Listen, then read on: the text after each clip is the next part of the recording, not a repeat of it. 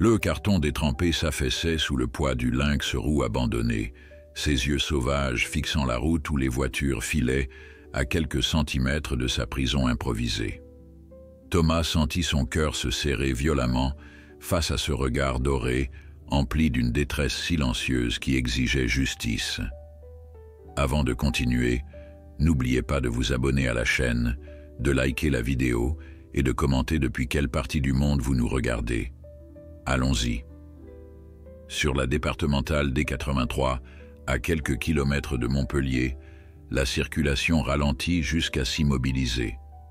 Ce n'était pas un accident qui provoquait cet embouteillage impromptu, mais quelque chose de bien plus petit, de bien plus sauvage. Un lynx roux, recroquevillé dans un carton défoncé, abandonné au bord de la route comme un vulgaire déchet. La boîte en carton, détrempée par la rosée matinale, commençait à s'affaisser sous le poids du félin. L'animal, à peine visible pour les automobilistes pressés, observait le monde avec des yeux méfiants, deux orbes dorés brillant d'une intelligence sauvage et d'une peur à peine contenue. Thomas Mercier, vétérinaire de 38 ans, rentrait d'une intervention chez un éleveur local. Ses mains sentaient encore l'antiseptique et ses yeux brûlaient de fatigue après une nuit blanche à mettre bas une génisse. Il ne remarqua d'abord que les voitures qui ralentissaient, klaxonnant d'impatience. Puis il vit les téléphones brandis par les fenêtres, les visages curieux penchés vers le bas-côté. Et enfin, il l'aperçut, cette forme tachetée, couleur de feuilles d'automne, tassée dans un emballage qui avait probablement contenu un téléviseur ou un électroménager quelconque. « Bon sang !» murmura-t-il en rangeant sa Peugeot sur le bas-côté, feu de détresse allumé. Le brouhaha des moteurs et le concert de klaxons créaient un vacarme dissonant qui contrastait avec le calme de la campagne environnante. Quelques curieux s'étaient arrêtés, gardant prudemment leur distance, téléphones à la main pour immortaliser cette rencontre insolite. Une femme d'une cinquantaine d'années tentait de diriger la circulation, son gilet de sécurité orange vif attirant l'attention des conducteurs impatients. « Il est là depuis combien de temps ?»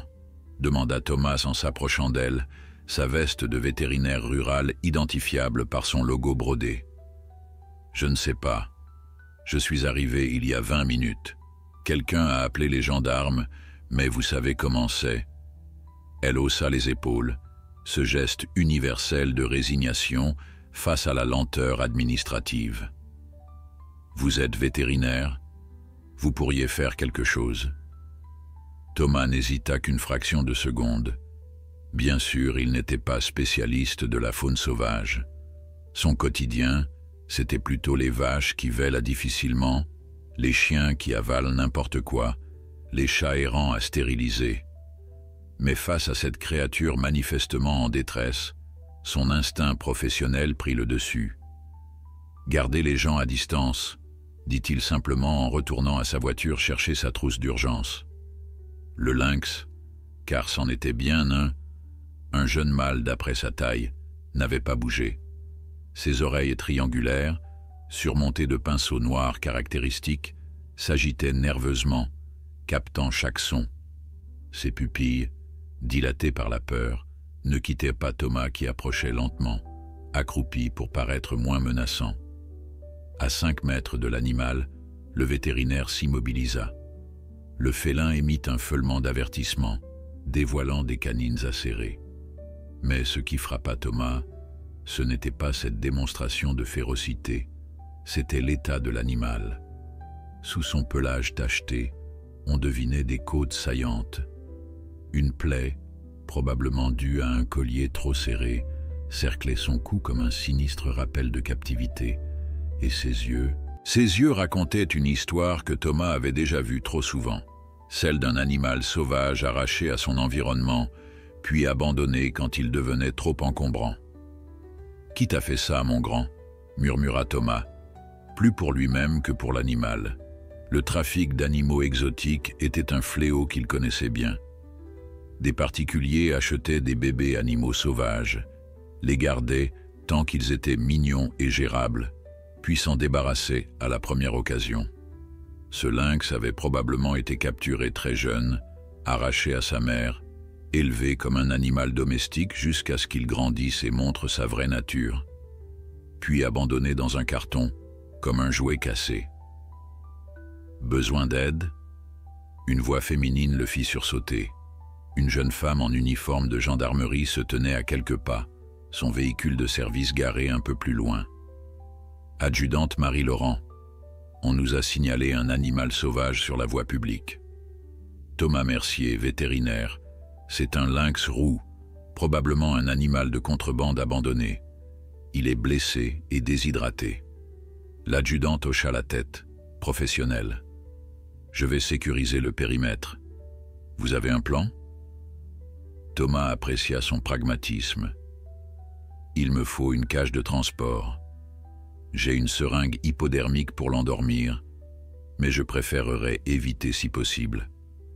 Vous connaissez un centre pour la faune sauvage dans le coin?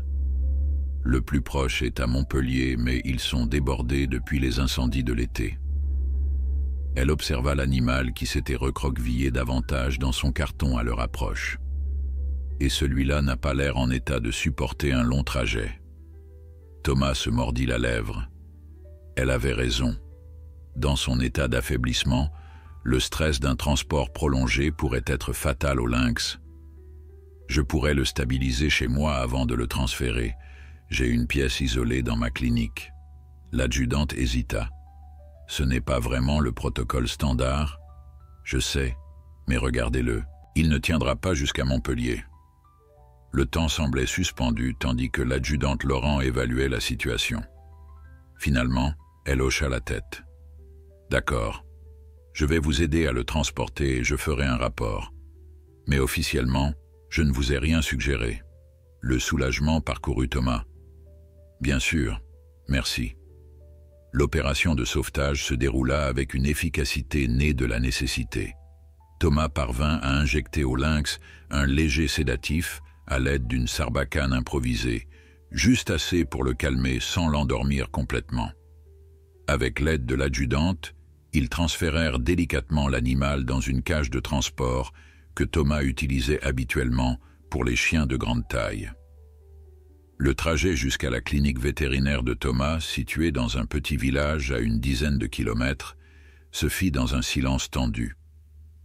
Dans le rétroviseur, Thomas pouvait apercevoir la cage sur la banquette arrière et les yeux du lynx qui luisaient dans la pénombre, mi-clos sous l'effet du sédatif, mais toujours vigilant.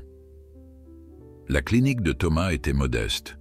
Une salle d'attente, 2 salles de consultation, un bloc opératoire et quelques cages de convalescence. À l'arrière, une extension de sa maison de campagne qu'il avait transformée en espace de travail. Ce n'était pas équipé pour la faune sauvage, mais cela suffirait pour les premiers soins. « Voilà ta maison temporaire, mon beau », murmura Thomas en installant le lynx dans la plus grande cage de convalescence qu'il avait préalablement garnie de couvertures épaisses. L'animal vacilla légèrement en sortant de son transporteur, encore sous l'effet du sédatif, mais ses yeux scrutaient déjà l'environnement, calculant les distances, évaluant les dangers.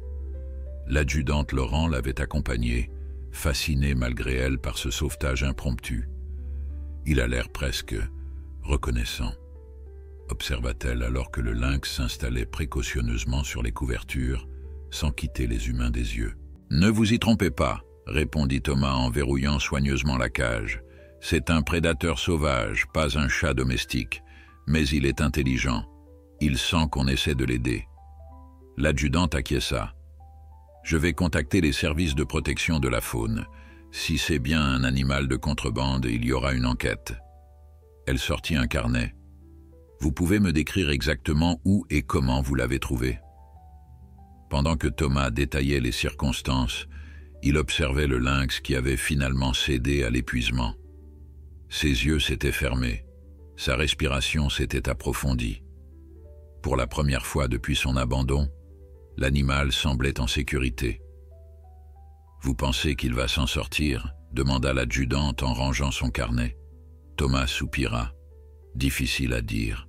La déshydratation, la malnutrition, le stress, Tout ça peut laisser des séquelles, sans parler des problèmes comportementaux qu'il pourrait avoir après avoir été élevé par des humains. Vous avez déjà traité des cas similaires? Des lynx? Non.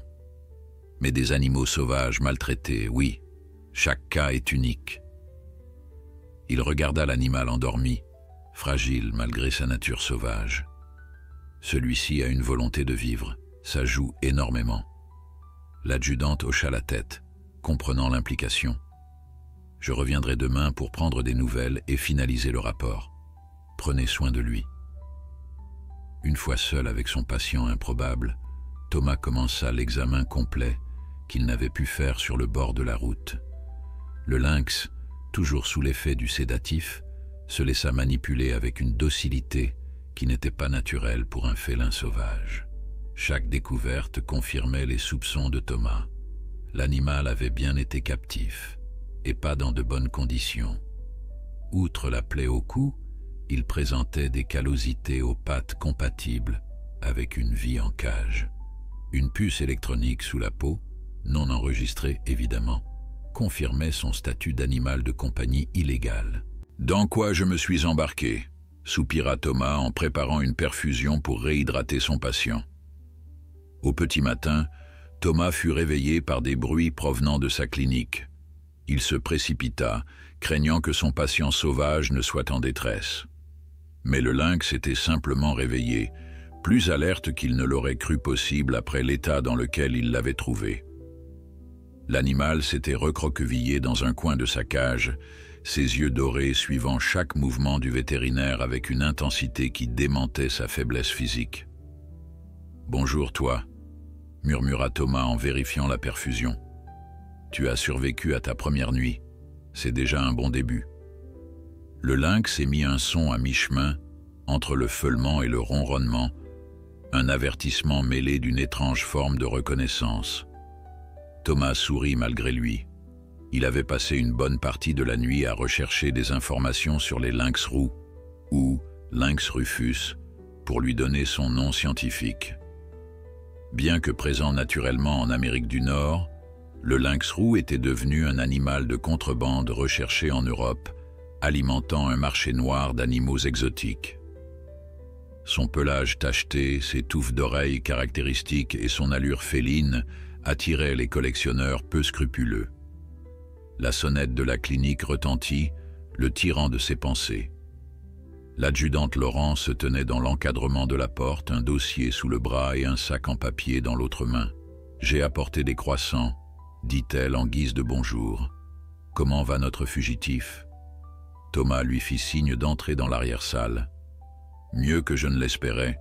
Il est déshydraté, sous-alimenté, et cette plaie au cou va laisser une cicatrice, mais il est robuste. » L'adjudante observa l'animal à travers la grille de la cage. « Il a un nom ?»« Pas encore.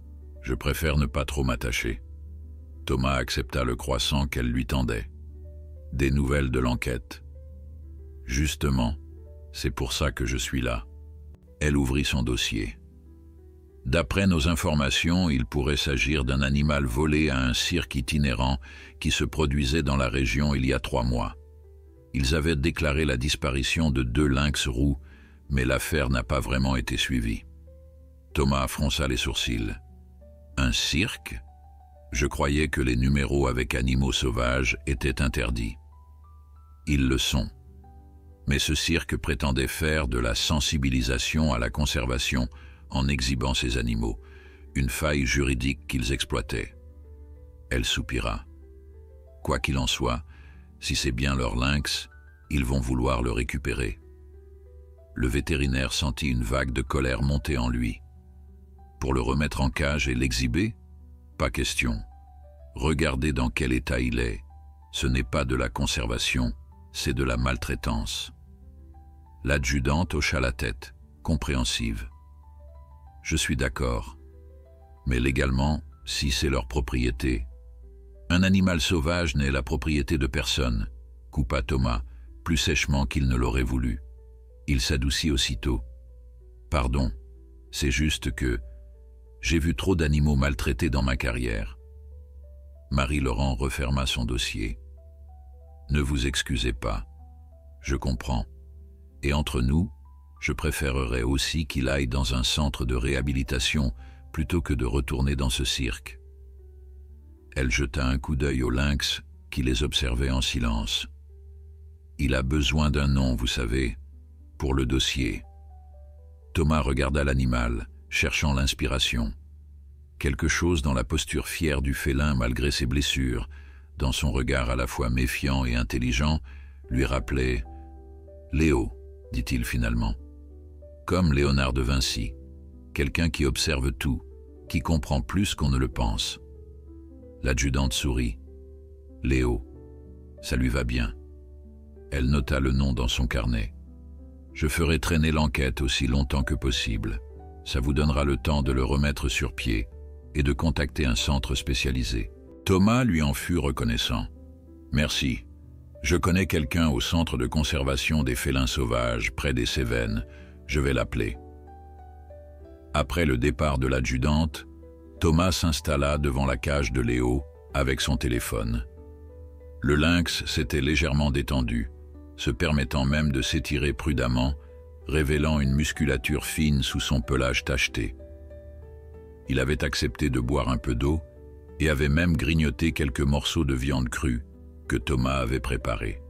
« Claire, c'est Thomas Mercier. Oui, ça fait longtemps. » Il expliqua rapidement la situation à son ancienne camarade d'études vétérinaires, désormais directrice adjointe du centre de conservation. La conversation dura une vingtaine de minutes, ponctuée de questions techniques sur l'état de Léo, son comportement, les signes d'habituation aux humains. Thomas pouvait sentir l'animal suivre chacun de ses mouvements, comme s'il comprenait qu'on parlait de son avenir.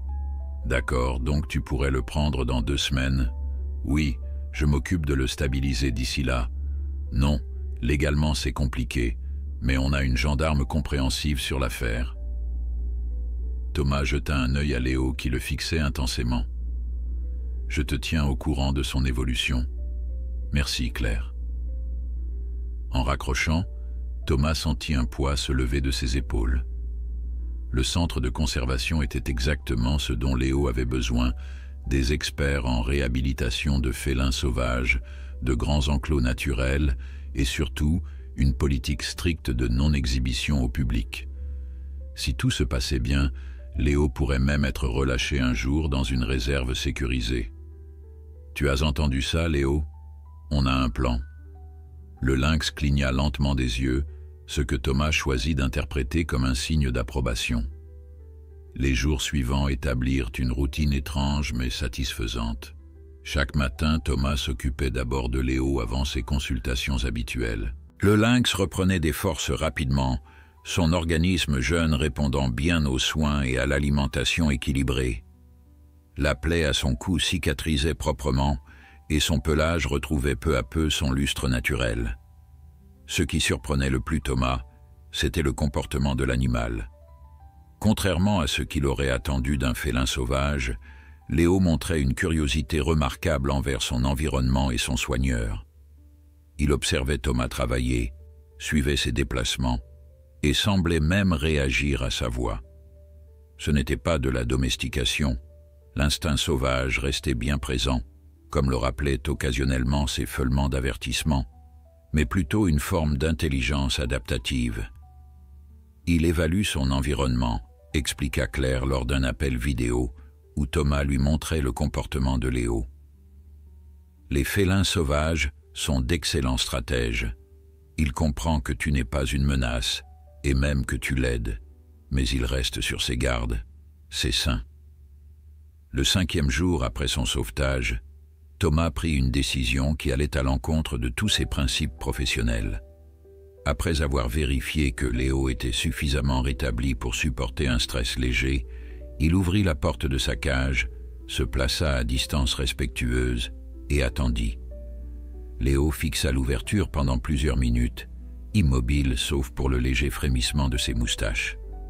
Puis, avec une grâce délibérée, il s'avança jusqu'au seuil. Ses narines frémirent, captant toutes les odeurs de la pièce, tandis que ses oreilles pivotaient pour localiser le moindre son. Thomas retint son souffle. Le lynx fit un pas hors de la cage, puis un autre. Il explora méthodiquement la pièce, reniflant chaque objet, testant chaque surface. Thomas resta parfaitement immobile, fasciné par la démonstration d'intelligence tactique dont il était témoin.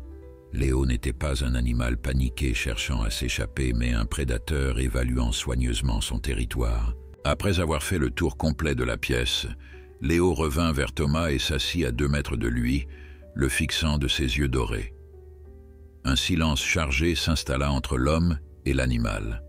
« Je sais que tu ne me fais pas confiance, » dit doucement Thomas. « Tu n'as aucune raison de faire confiance aux humains après ce qu'ils t'ont fait. Mais je te promets que je vais t'aider à retrouver ta vie sauvage. » Comme s'il avait compris, Léo cligna lentement des yeux, puis se leva et retourna tranquillement dans sa cage. Thomas resta assis un long moment, bouleversé par cet échange silencieux qui semblait transcender les barrières entre espèces. Le lendemain matin, l'adjudante Laurent revint avec des nouvelles moins encourageantes. Le cirque a engagé un avocat. Ils ont des papiers qui semblent légitimer leur propriété des lynx et ils insistent pour récupérer l'animal. Thomas sentit son cœur se serrer. Combien de temps nous reste-t-il? 1 semaine, peut-être moins. L'avocat demande une inspection vétérinaire indépendante pour évaluer l'état de l'animal avant son transfert. Thomas regarda Léo qui somnolait dans sa cage, paisible pour la première fois depuis son arrivée. Et si on ne le trouvait pas? L'adjudante haussa un sourcil. Vous suggérez de cacher un lynx roux dans votre clinique vétérinaire qui sera le premier endroit où ils viendront chercher? Non, bien sûr que non, soupira Thomas. Mais il doit bien y avoir une solution légale. Ce cirque a clairement maltraité Léo. Les preuves sont sur son corps. Marie réfléchit un moment. Il y a peut-être un angle. La loi sur la protection animale de 2021 a renforcé les sanctions contre la maltraitance. Si nous pouvons prouver que le cirque a enfreint ces dispositions, leur droit de propriété pourrait être remis en question. Comment prouver qu'ils sont responsables de son état? Ils pourraient prétendre qu'il a été maltraité après avoir été volé. C'est là que votre expertise entre en jeu. Si vous pouvez dater certaines blessures, établir un historique médical qui coïncide avec la période où il était au cirque. Thomas hocha la tête, comprenant où elle voulait en venir. Je vais contacter des collègues spécialistes de la médecine légale vétérinaire et je vais documenter minutieusement son état actuel. L'adjudante sourit. Parfait. De mon côté, je vais chercher d'autres plaintes éventuelles contre ce cirque s'il y a un schéma de négligence. Pour la première fois depuis l'arrivée de l'avocat du cirque dans l'équation, Thomas sentit un regain d'espoir. « On va se battre pour toi, Léo », murmura-t-il en regardant le lynx qui avait ouvert un œil, alerté par l'agitation dans la pièce. Cette nuit-là, Thomas resta tard à la clinique, compilant toutes ses observations sur l'état de Léo dans un rapport détaillé. Les blessures chroniques, les signes de malnutrition à long terme, la puce électronique non enregistrée, tout indiquait une négligence systématique incompatible avec les standards minimaux de bien-être animal exigés par la loi. Dehors, la pluie tambourinait contre les fenêtres, créant une ambiance feutrée qui contrastait avec l'urgence de sa tâche. Dans sa cage, Léo semblait plus agité que d'habitude, ses oreilles pivotant constamment vers la fenêtre, comme s'il percevait quelque chose que Thomas ne pouvait entendre. « Qu'est-ce qu'il y a, mon grand ?» demanda Thomas en s'approchant de la cage. « L'orage te rend nerveux ?» À cet instant précis, la porte d'entrée de la clinique s'ouvrit avec fracas, faisant sursauter homme et animal. 3 silhouettes encapuchonnées se découpaient dans l'encadrement, leurs visages dissimulés sous des capuches trempées par la pluie. « Nous sommes fermés », lança Thomas d'une voix qu'il voulait assurer, tout en se plaçant instinctivement devant la cage de Léo. Les silhouettes avancèrent dans la lumière tamisée de la clinique. L'eau de pluie ruisselait de leurs vêtements, formant de petites flaques sur le carrelage immaculé. « Docteur Mercier. La voix était féminine, jeune. La plus petite des silhouettes abaissa sa capuche, révélant le visage d'une femme d'une vingtaine d'années, les cheveux coupés courts, le regard déterminé. Je m'appelle Élise Moreau, je travaille, ou plutôt, je travaillais, pour le cirque mondial. Thomas se raidit. Le cirque, évidemment. Ils avaient trouvé Léo plus vite que prévu. Les deux autres personnes retirèrent également leur capuche. Un homme d'une quarantaine d'années, à la barbe soigneusement taillée, et une femme plus âgée, dont les traits trahissaient l'origine sud-américaine. « Je suis Alex », se présenta l'homme. « Et voici Carmen. Nous étions tous les trois soigneurs au cirque. »« Étions » releva Thomas, toujours sur ses gardes. Élise hocha la tête. « Nous avons démissionné il y a 2 semaines, après certains événements. Nous avons appris pour le lynx retrouvé au bord de la route. Les rumeurs circulent vite dans ce milieu. »« Comment m'avez-vous trouvé ?» demanda Thomas méfiant. « L'adjudante Laurent, » répondit Carmen, parlant pour la première fois avec un léger accent espagnol. « Elle nous a contactés discrètement après avoir vérifié nos antécédents. Elle pense que nous pouvons vous aider. » Thomas se détendit légèrement, mais restait vigilant. « M'aider à quoi exactement ? » À empêcher que Rodrigo Alvarez, le propriétaire du cirque, ne récupère ce lynx et son frère, expliqua Alex. Il fit un pas de côté, tentant d'apercevoir l'animal derrière Thomas. C'est lui, c'est son bras. Il s'appelle Léo maintenant, corrigea automatiquement Thomas, avant de réaliser ce qu'Alex venait de dire. Attendez, son frère, il y a un autre lynx. Élise acquiesça gravement. 2 frères, nés en captivité dans un zoo privé en Espagne. Rodrigo les a achetés illégalement quand ils avaient à peine 2 mois. Sombra et Luna, l'ombre et la lune, à cause de leur marque distinctive. Luna est toujours au cirque, ajouta Carmen, son visage trahissant une profonde inquiétude. Dans un état pire que son frère, j'en ai peur. C'est pour ça que nous sommes venus. Nous voulons les sauver tous les deux. Thomas hésita, évaluant la sincérité de ses visiteurs nocturnes. Derrière lui, Léo s'était approché des barreaux de sa cage, ses narines frémissant alors qu'il captait l'odeur des nouveaux venus. Étrangement, l'animal ne montrait aucun signe d'agression, plutôt une curiosité prudente. « Il vous reconnaît », constata Thomas avec surprise. Carmen sourit tristement. Nous étions les seuls à les traiter correctement. Quand nous le pouvions, du moins. Thomas leur fit signe de s'asseoir dans le petit espace d'attente de la clinique. Les 3 visiteurs obéirent, visiblement épuisés par leur voyage et l'émotion. « Racontez-moi tout », demanda Thomas. « Comment ces lynx sont-ils arrivés au cirque ? Et comment l'un d'eux s'est-il retrouvé abandonné sur une route départementale ?» Élise prit une profonde inspiration. Rodrigo collectionnait les félins exotiques depuis des années, mais ces lynx roux étaient spéciaux pour lui. Plus petits que des lions ou des tigres, donc plus faciles à gérer, mais suffisamment impressionnants pour attirer le public. Il les présentait comme des ambassadeurs de la conservation pour contourner les lois sur les animaux sauvages dans les cirques. Mais les conditions de détention étaient épouvantables, poursuivit Alex, la colère perçant dans sa voix. Cage trop petite, alimentation insuffisante, aucun enrichissement environnemental. Carmen, Élise et moi, on faisait notre possible pour améliorer leur quotidien, mais Rodrigo nous surveillait constamment. Il y a 3 semaines, reprit Carmen, son bras, votre Léo, est tombé malade. Rien de grave, une simple infection, mais Rodrigo a refusé de payer un vétérinaire. Il a dit que si le lynx mourait, il en achèterait un autre. Sa voix tremblait d'indignation. C'est là que nous avons décidé d'agir. Nous avons planifié de les libérer tous les 2, expliqua Élise, de les amener dans un sanctuaire en Espagne qui acceptait de les accueillir sans poser de questions. Mais au dernier moment, quelque chose a mal tourné. L'alarme s'est déclenchée. Nous avons été séparés. Alex a réussi à sortir avec son bras, mais je devais le conduire jusqu'au point de rendez-vous avec Carmen et Élise, continua Alex. Mais j'ai été repéré par un des hommes de main de Rodrigo. J'ai dû abandonner ma voiture et continuer à pied, avec son bras dans sa caisse de transport. Il baissa les yeux, honteux. J'ai marché pendant des heures, perdu dans la campagne.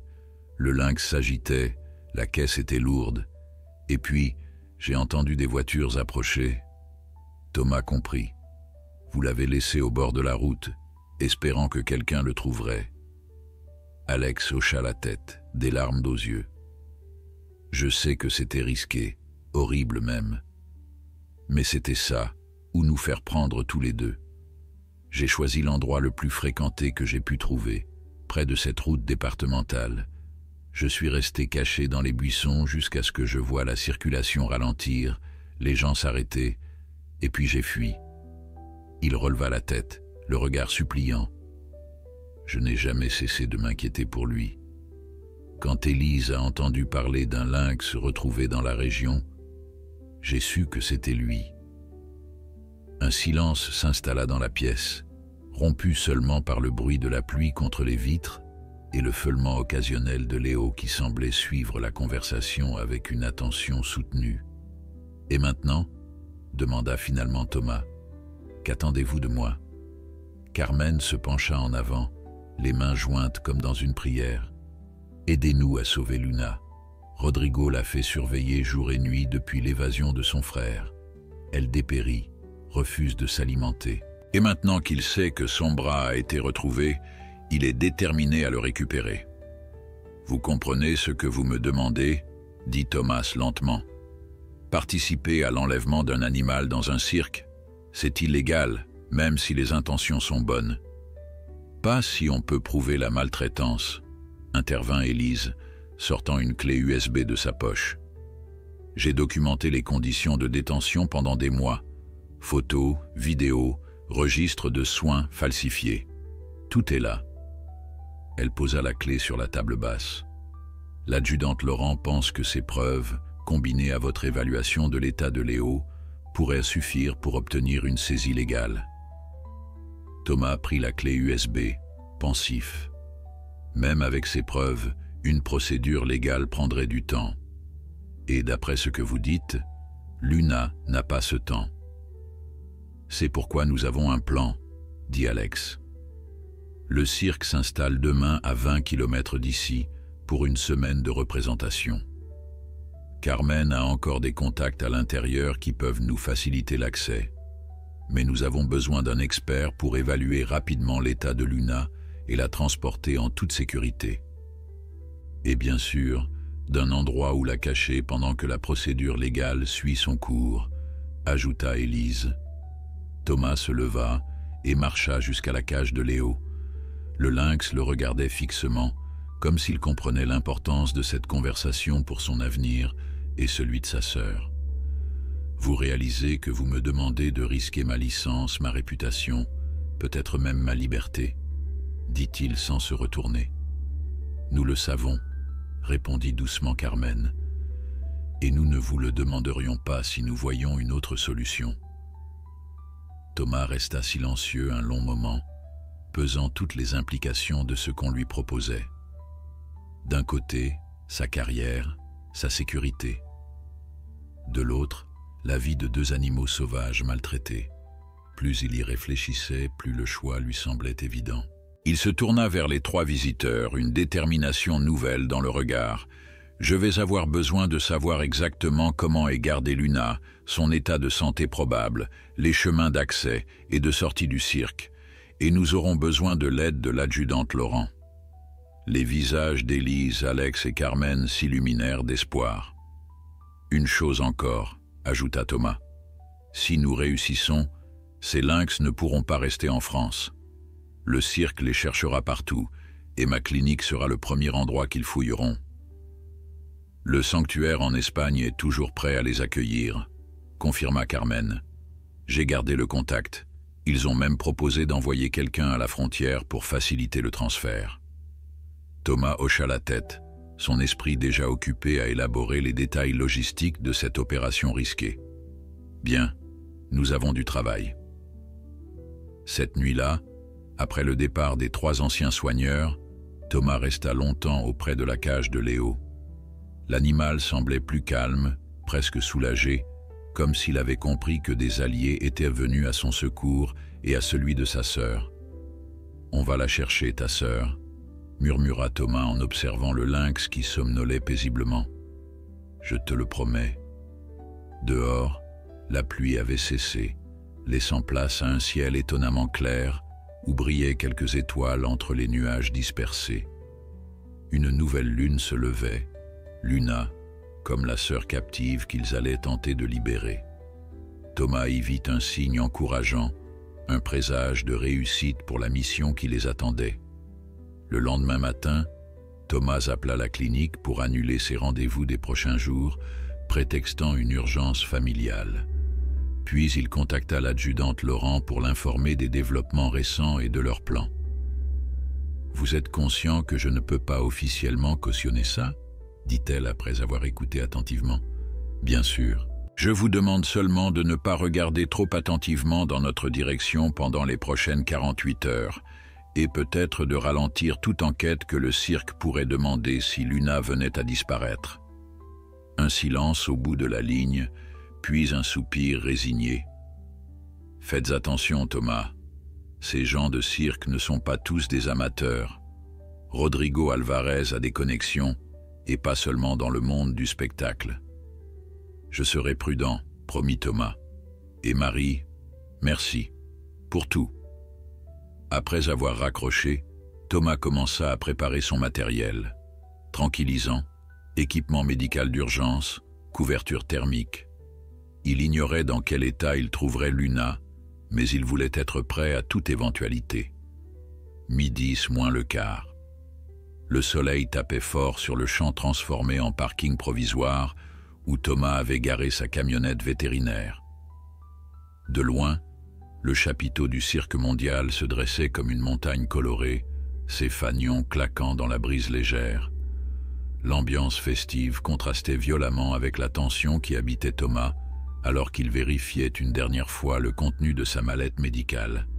« Tout est en place », annonça Élise en revenant vers le véhicule.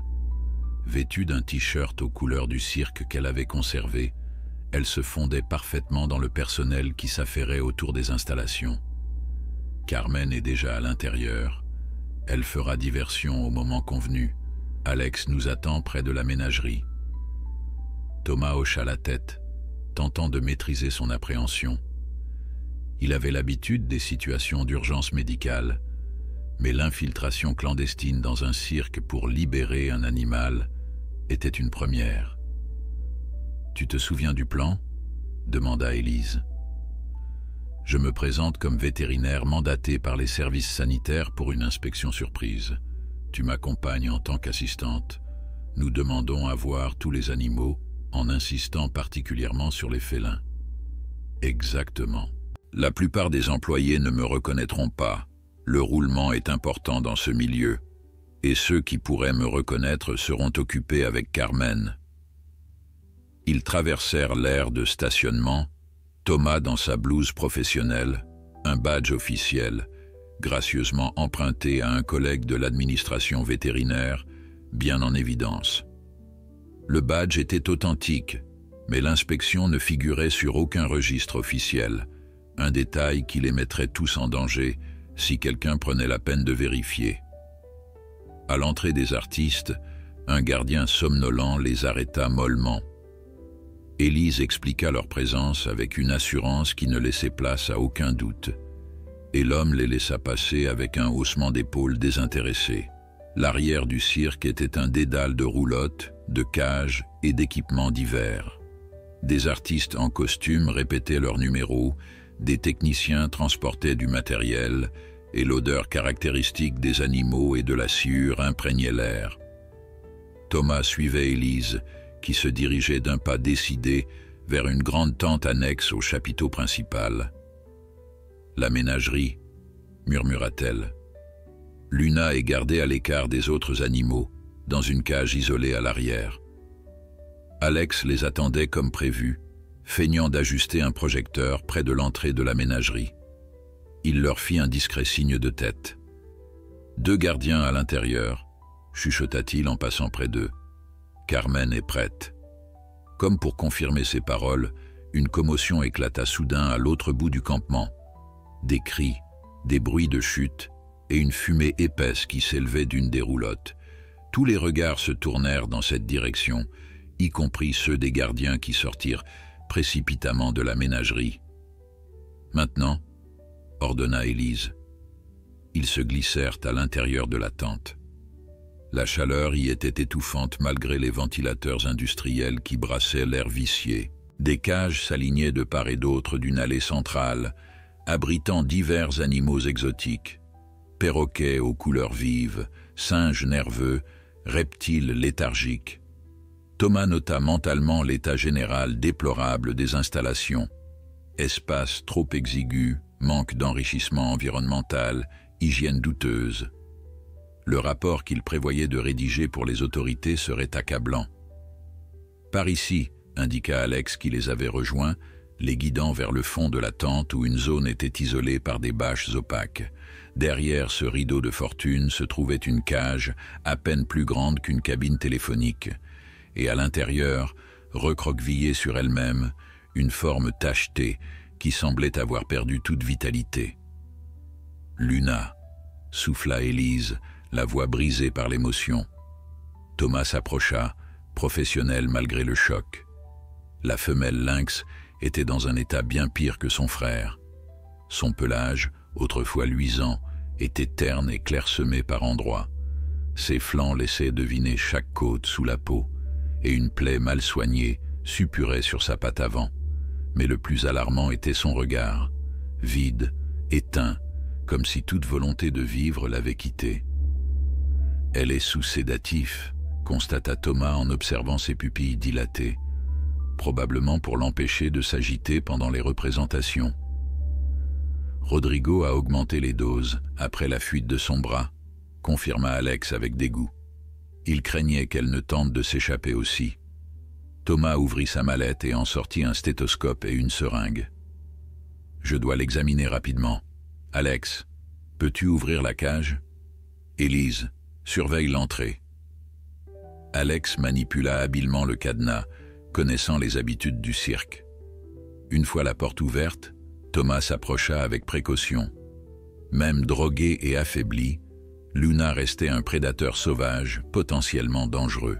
Mais la lynx ne réagit presque pas à son approche, se contentant de lever faiblement la tête avant de l'abaisser à nouveau, comme si cet effort était déjà trop pour elle.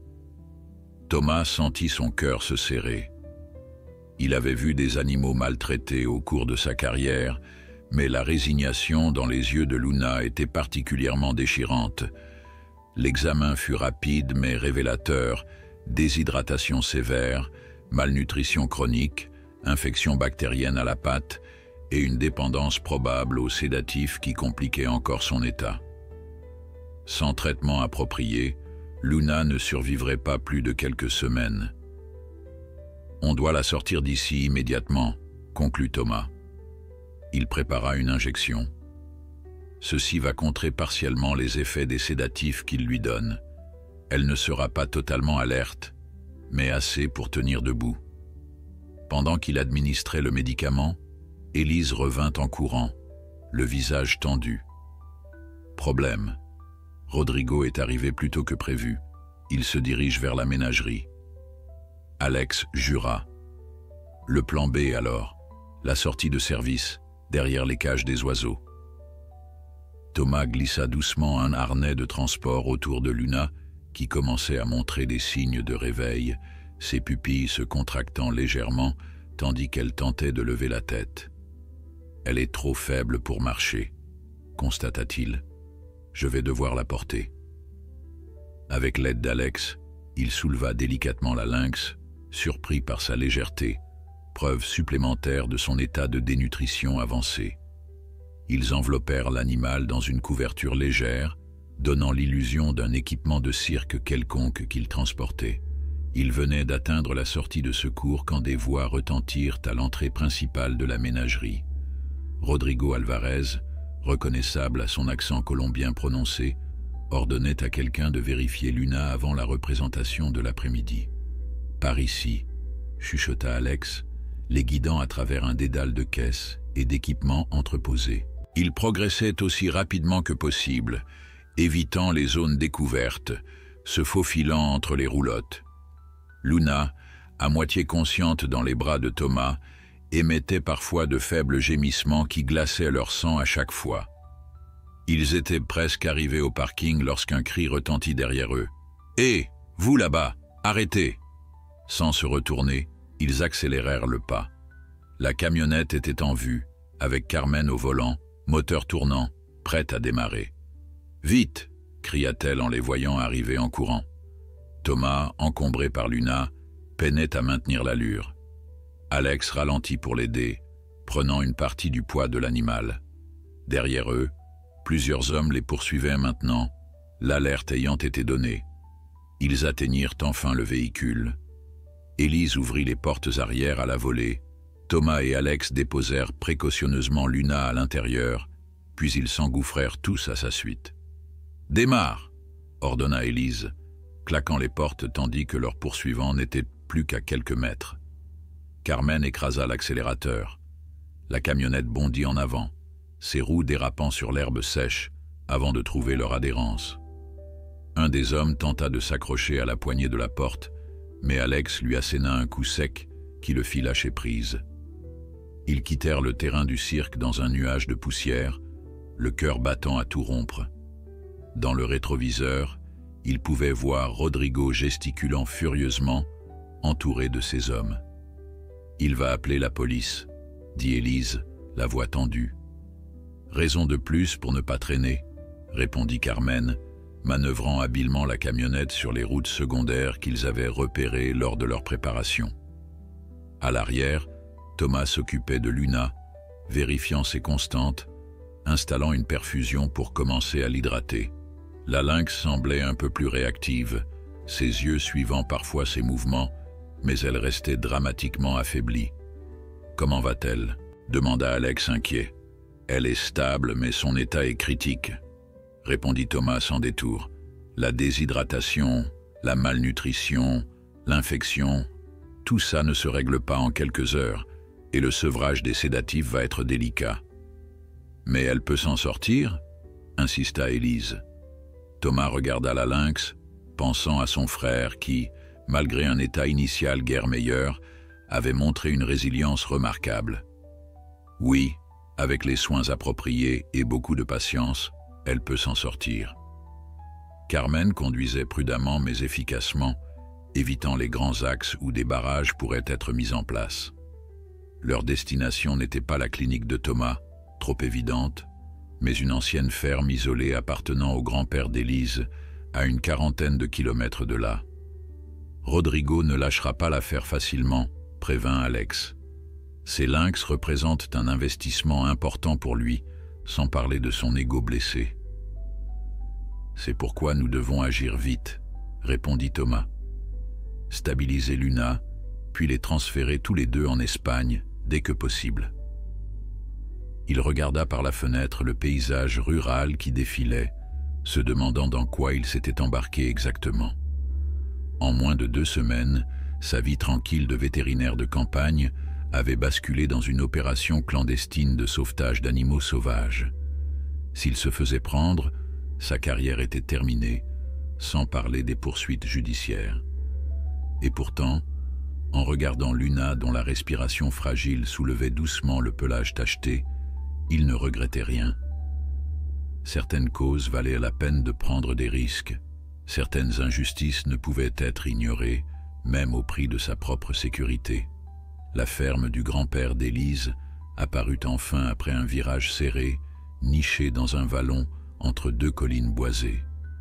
Une vieille bâtisse en pierre aux volets bleus délavés, entourée de dépendances agricoles et d'un terrain laissé en friche. L'endroit parfait pour se cacher, isolé sans être suspect, accessible mais pas trop facile à trouver. « Mon grand-père ne vient plus depuis son AVC l'année dernière », expliqua Élise, tandis que Carmen garait la camionnette à l'abri d'un hangar. Mais il refuse de vendre. Il dit que cette terre doit rester dans la famille. Aujourd'hui, ça nous sauve la mise, commenta Alex en ouvrant les portes arrière du véhicule. Thomas n'avait pas quitté Luna des yeux pendant tout le trajet, surveillant sa respiration, ajustant la perfusion, vérifiant que les chaos de la route ne rouvraient pas sa plaie. La lynx semblait légèrement plus alerte maintenant, son regard suivant les mouvements autour d'elle, mais son état restait préoccupant. Il faut l'installer dans un endroit calme, propre et chaud, indiqua Thomas en préparant de quoi la transporter. Élise, y a-t-il une pièce qui conviendrait? La remise à l'arrière de la maison. Mon grand-père y gardait ses outils, mais elle est isolée et il y a l'électricité. Je vais la préparer. Pendant qu'Élise et Carmen s'affairaient dans la remise, Thomas et Alex restèrent avec Luna. Le vétérinaire profita de ce moment de calme pour procéder à un examen plus approfondi. « Son infection à la patte est grave », murmura-t-il en nettoyant délicatement la plaie. « Elle a dû se blesser en essayant de s'échapper et la blessure n'a pas été soignée correctement. Rodrigo ne dépense jamais un centime de plus que nécessaire pour les animaux, » grogna Alex. « Pour lui, tant qu'ils peuvent encore se tenir debout pour les spectacles, c'est suffisant. » Thomas hocha la tête sombrement, appliquant un antiseptique sur la plaie. Luna tressaillit mais ne tenta pas de se dérober, trop épuisée pour résister. « Comment va-t-on faire maintenant ?» demanda Alex. « Rodrigo a sûrement déjà alerté les autorités. Si on nous trouve ici avec 2 lynx roux, l'adjudante Laurent nous couvrira aussi longtemps que possible, » répondit Thomas. « Mais tu as raison, nous devons avancer au plus vite. » Élise revint, annonçant que la remise était prête. Avec d'infinies précautions, ils transportèrent Luna jusqu'à son nouveau refuge temporaire. La pièce avait été rapidement mais efficacement aménagée.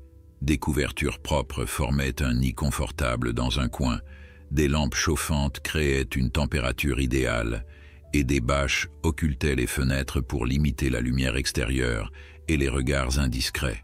« Parfait », approuva Thomas en installant Luna.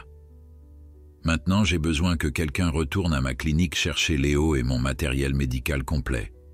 Je ne peux pas traiter correctement Luna avec ce que j'ai apporté. »« J'y vais », proposa Carmen. « Je suis la seule que personne n'a vue au cirque aujourd'hui. Si quelqu'un surveille votre clinique, je passerai pour une cliente ordinaire. » Thomas lui remit ses clés et une liste précise du matériel nécessaire. « Sois prudente.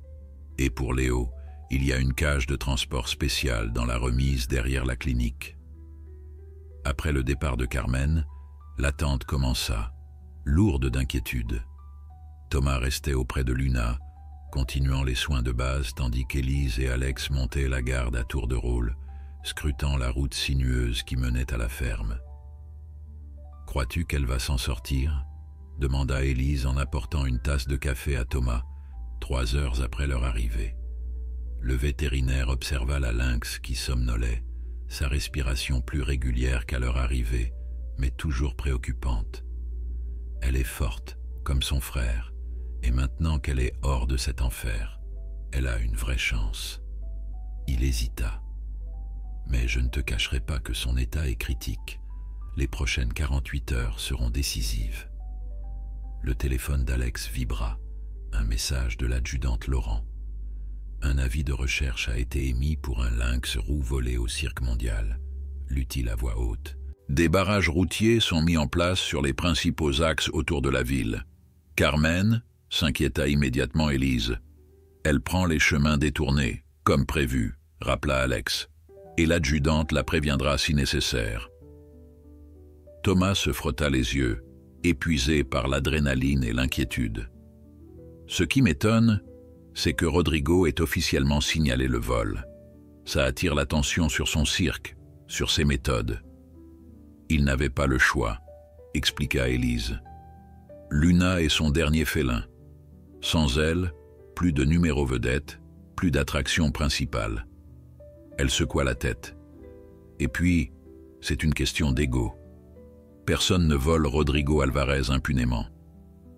Un silence pensif s'installa, rompu seulement par le bruit léger de la perfusion et la respiration de Luna. Dans ce calme précaire, Thomas se permit de réfléchir à la situation dans son ensemble. En quelques jours, il était passé de vétérinaire rural, respecté, à fugitif transportant des animaux sauvages volés. Pourtant, face à la souffrance de ces créatures, avait-il vraiment eu le choix? Le crissement de pneus sur le gravier les alerta tous. Alex se précipita à la fenêtre, puis se détendit visiblement. C'est Carmen, et elle n'est pas seule. En effet, derrière la camionnette de Thomas que conduisait Carmen, une voiture de service de la gendarmerie était garée. L'adjudante Marie-Laurent en descendit, l'air grave mais déterminé. « J'ai croisé Carmen sur la route », expliqua l'adjudante en entrant dans la remise. « Il y a du nouveau, et pas forcément bon. » Thomas, qui venait de récupérer la cage contenant Léo, s'immobilisa. Le lynx mâle s'agitait, sentant manifestement la présence de sa sœur malgré la séparation. Le parquet a été saisi, poursuivit Marie. Le cirque a déposé une plainte officielle pour vol qualifié et ils ont un avocat déterminé. Il y a une enquête en cours et mon supérieur m'a spécifiquement demandé de vérifier si vous étiez impliqué, Thomas. Un froid glacial parcourut l'échine du vétérinaire. À cause de Léo ? À cause de votre disparition coïncidant avec le vol de Luna et du témoignage d'un employé du cirque qui vous aurait reconnu. « Que leur avez-vous dit » demanda Carmen tendue. L'adjudante haussa les épaules. « Que je vous avais contacté et que vous étiez parti en urgence familiale dans le Nord. Que vous ne pouviez pas être impliqué dans cette histoire. » Elle soupira. « Ça les retiendra un jour ou deux, mais pas plus. » Pendant cette conversation, Thomas avait ouvert la cage de Léo, permettant au lynx mâle de voir sa sœur pour la première fois depuis leur séparation. La réaction fut immédiate et bouleversante. Léo s'approcha lentement de Luna, reniflant l'air, puis émit un son doux, presque plaintif. Luna, malgré sa faiblesse, leva la tête et répondit par un miaulement rauque. Les humains observèrent en silence cette réunion, témoins d'un lien que même la captivité et les mauvais traitements n'avaient pu briser. « Ils se reconnaissent », murmura Élise, émue. Léo s'installa près de sa sœur, se couchant contre elle sans la bousculer, comme conscient de sa fragilité. Cette proximité sembla apaiser Luna, dont la respiration devint plus régulière. Le pouvoir thérapeutique des liens familiaux s'applique même aux animaux sauvages, observa Thomas, professionnellement impressionné. Cette réunion pourrait être exactement ce dont Luna a besoin pour trouver la force de se battre. L'adjudante Laurent les ramena cependant à la réalité. Vous ne pouvez pas rester ici longtemps. Dès que l'alibi que j'ai fourni sera vérifié, et il le sera, les recherches s'intensifieront. Combien de temps avons-nous selon vous ? Demanda Alex. 3 jours, 4 maximum. Ensuite, ils élargiront le périmètre des recherches jusqu'ici. Thomas examina Luna, évaluant ses chances. Elle n'est pas transportable sur une longue distance dans cet état. L'infection doit être maîtrisée et elle doit reprendre des forces. « Et le sanctuaire en Espagne ?» interrogea Marie. « Ils sont prêts à les accueillir, mais le voyage est long, » répondit Carmen. « Et traverser la frontière avec 2 lynx roux, même avec des papiers, ce ne sera pas simple. » Ils se retrouvaient face à un dilemme crucial. Attendre que Luna soit suffisamment rétablie pour supporter le voyage, au risque d'être découvert, ou partir prématurément au péril de sa santé déjà fragile. « Il y a peut-être une autre solution », dit lentement l'adjudante comme si elle pesait chaque mot.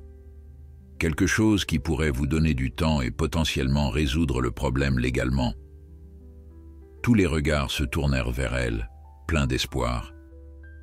Les preuves que vous avez recueillies sur la maltraitance au cirque, les photos, les vidéos, votre évaluation médicale des lynx, tout cela pourrait suffire pour une saisie judiciaire des animaux.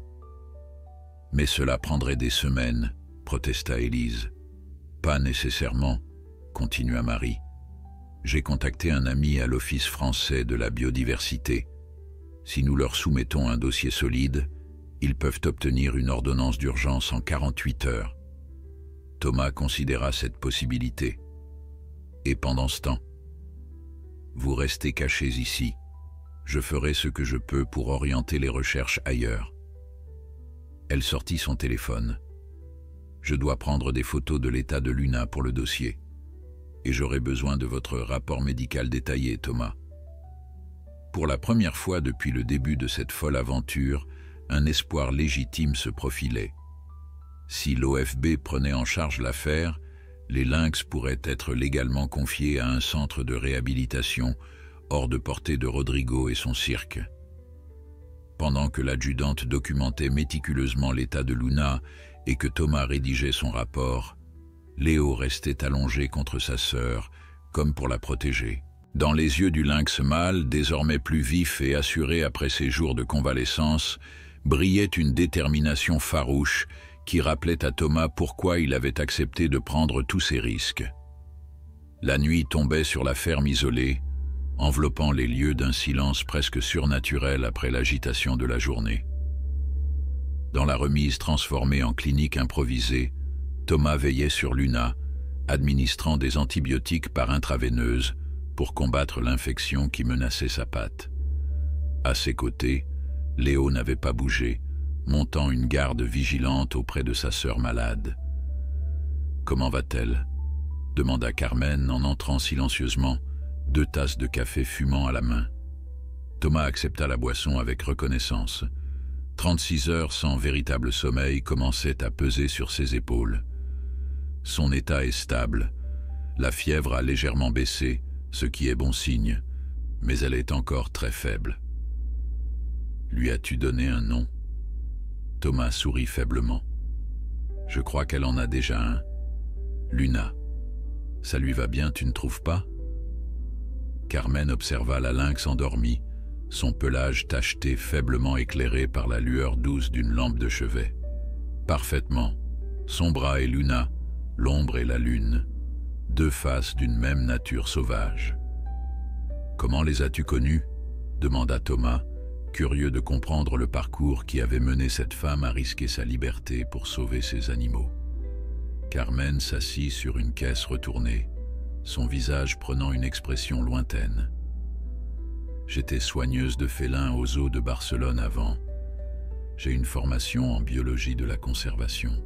Quand le zoo a fermé son département des petits félins, Rodrigo a proposé de sauver certains animaux pour son cirque. À l'époque, je l'ai cru quand il parlait de sensibilisation, d'ambassadeur de la conservation. » Elle secoua la tête. J'ai vite déchanté en voyant les conditions réelles. Mais je suis resté pour les animaux, pensant que je pouvais améliorer leur sort de l'intérieur. C'est ainsi que tu as rencontré Alex et Élise ? Oui, des âmes similaires, piégées par leur compassion. Elle sourit tristement. Élise est si jeune, si idéaliste. Elle croyait pouvoir changer les choses en documentant les abus. Et Alex, sa voix s'adoucit. Alex a toujours été plus pragmatique. Il savait que parfois, il faut agir en dehors du système pour obtenir justice. Un bruit à l'extérieur les fit sursauter. Léo se redressa instantanément, ses oreilles pivotant vers la source du son corps tendu prêt à défendre sa sœur. Mais ce n'était qu'Alex qui revenait de sa ronde de surveillance autour de la propriété. « Tout est calme », annonça-t-il en entrant. « Pas âme qui vive à des kilomètres à la ronde. » L'adjudante Laurent a appelé, informa Élise qui le suivait, son ordinateur portable sous le bras. Elle a transmis notre dossier à l'OFB. Ils l'examinent en urgence, mais ils ont besoin de plus de preuves sur les autres animaux du cirque. « J'ai tout un dossier, » dit Carmen. « Des photos, des vidéos, des relevés de nourriture falsifiée. Tout est sur mon disque dur externe. » « Parfait, » approuva Thomas. « Plus le dossier sera complet, plus nous aurons de chances d'obtenir cette ordonnance de saisie. » Élise ouvrit son ordinateur. « Je vais compiler tout ça et l'envoyer à Marie. » Elle hésita. « Il y a autre chose. » Des rumeurs circulent sur les réseaux sociaux locaux. Quelqu'un aurait aperçu notre camionnette près du cirque. Rien de précis, mais suffisant pour orienter les recherches dans notre direction, compléta Alex soucieux. Nous devons accélérer le plan. Combien de temps avant que Luna puisse voyager, Thomas? Le vétérinaire examina attentivement la lynx, soulevant délicatement sa patte blessée. L'inflammation avait diminué, mais la plaie était encore loin d'être guérie. Idéalement, 1 semaine. Mais si nécessaire, elle pourrait supporter un transport dans 2 ou 3 jours, à condition que nous puissions continuer les soins pendant le voyage. Le sanctuaire espagnol est prêt, confirma Carmen, consultant son téléphone. Ils ont préparé un espace isolé pour la quarantaine et la réhabilitation. Leur vétérinaire spécialiste des félins sauvages est en alerte. Un silence s'installa, chacun pesant les options, les risques, les choix impossibles qui s'offraient à eux. Rester en France en espérant que la justice fasse son travail, ou fuir vers l'Espagne avec 2 animaux sauvages protégés, risquant des poursuites internationales. C'est Léo qui brisa ce moment de réflexion. Le lynx mâle s'était approché de Luna et commençait à lécher doucement son oreille, un comportement de toilettage social que Thomas avait déjà observé chez les félins domestiques, mais rarement chez leurs cousins sauvages. Luna réagit par un faible miaulement, ouvrant les yeux pour la première fois depuis plusieurs heures. « Regardez ça », murmura Thomas, fasciné. Il la réconforte, l'encourage. Comme pour confirmer cette interprétation, Luna tenta de se redresser, chancelante mais déterminée. Léo resta près d'elle, son corps servant de support, alors qu'elle essayait de trouver son équilibre. « Incroyable !» souffla Élise. Leur lien a survécu malgré la séparation. Les lynx roux sont généralement solitaires à l'âge adulte, expliqua Carmen. Mais ces deux-là ont partagé la captivité depuis leur naissance. Ils ont développé une dépendance mutuelle qui transcende leurs instincts naturels. Thomas observait la scène avec un mélange d'émerveillement professionnel et d'émotion personnelle. Dans sa carrière, il avait toujours maintenu une distance clinique avec ses patients, même les plus attachants. Mais ces lynx, avec leur histoire tragique et leur résilience extraordinaire, avaient franchi cette barrière. Il se souciait d'eux non seulement comme un vétérinaire envers ses patients, mais comme un humain envers des êtres sentients qui méritaient justice et compassion. « Je crois qu'elle va se battre », dit-il finalement. Avec Léo à ses côtés, Luna a une raison de guérir.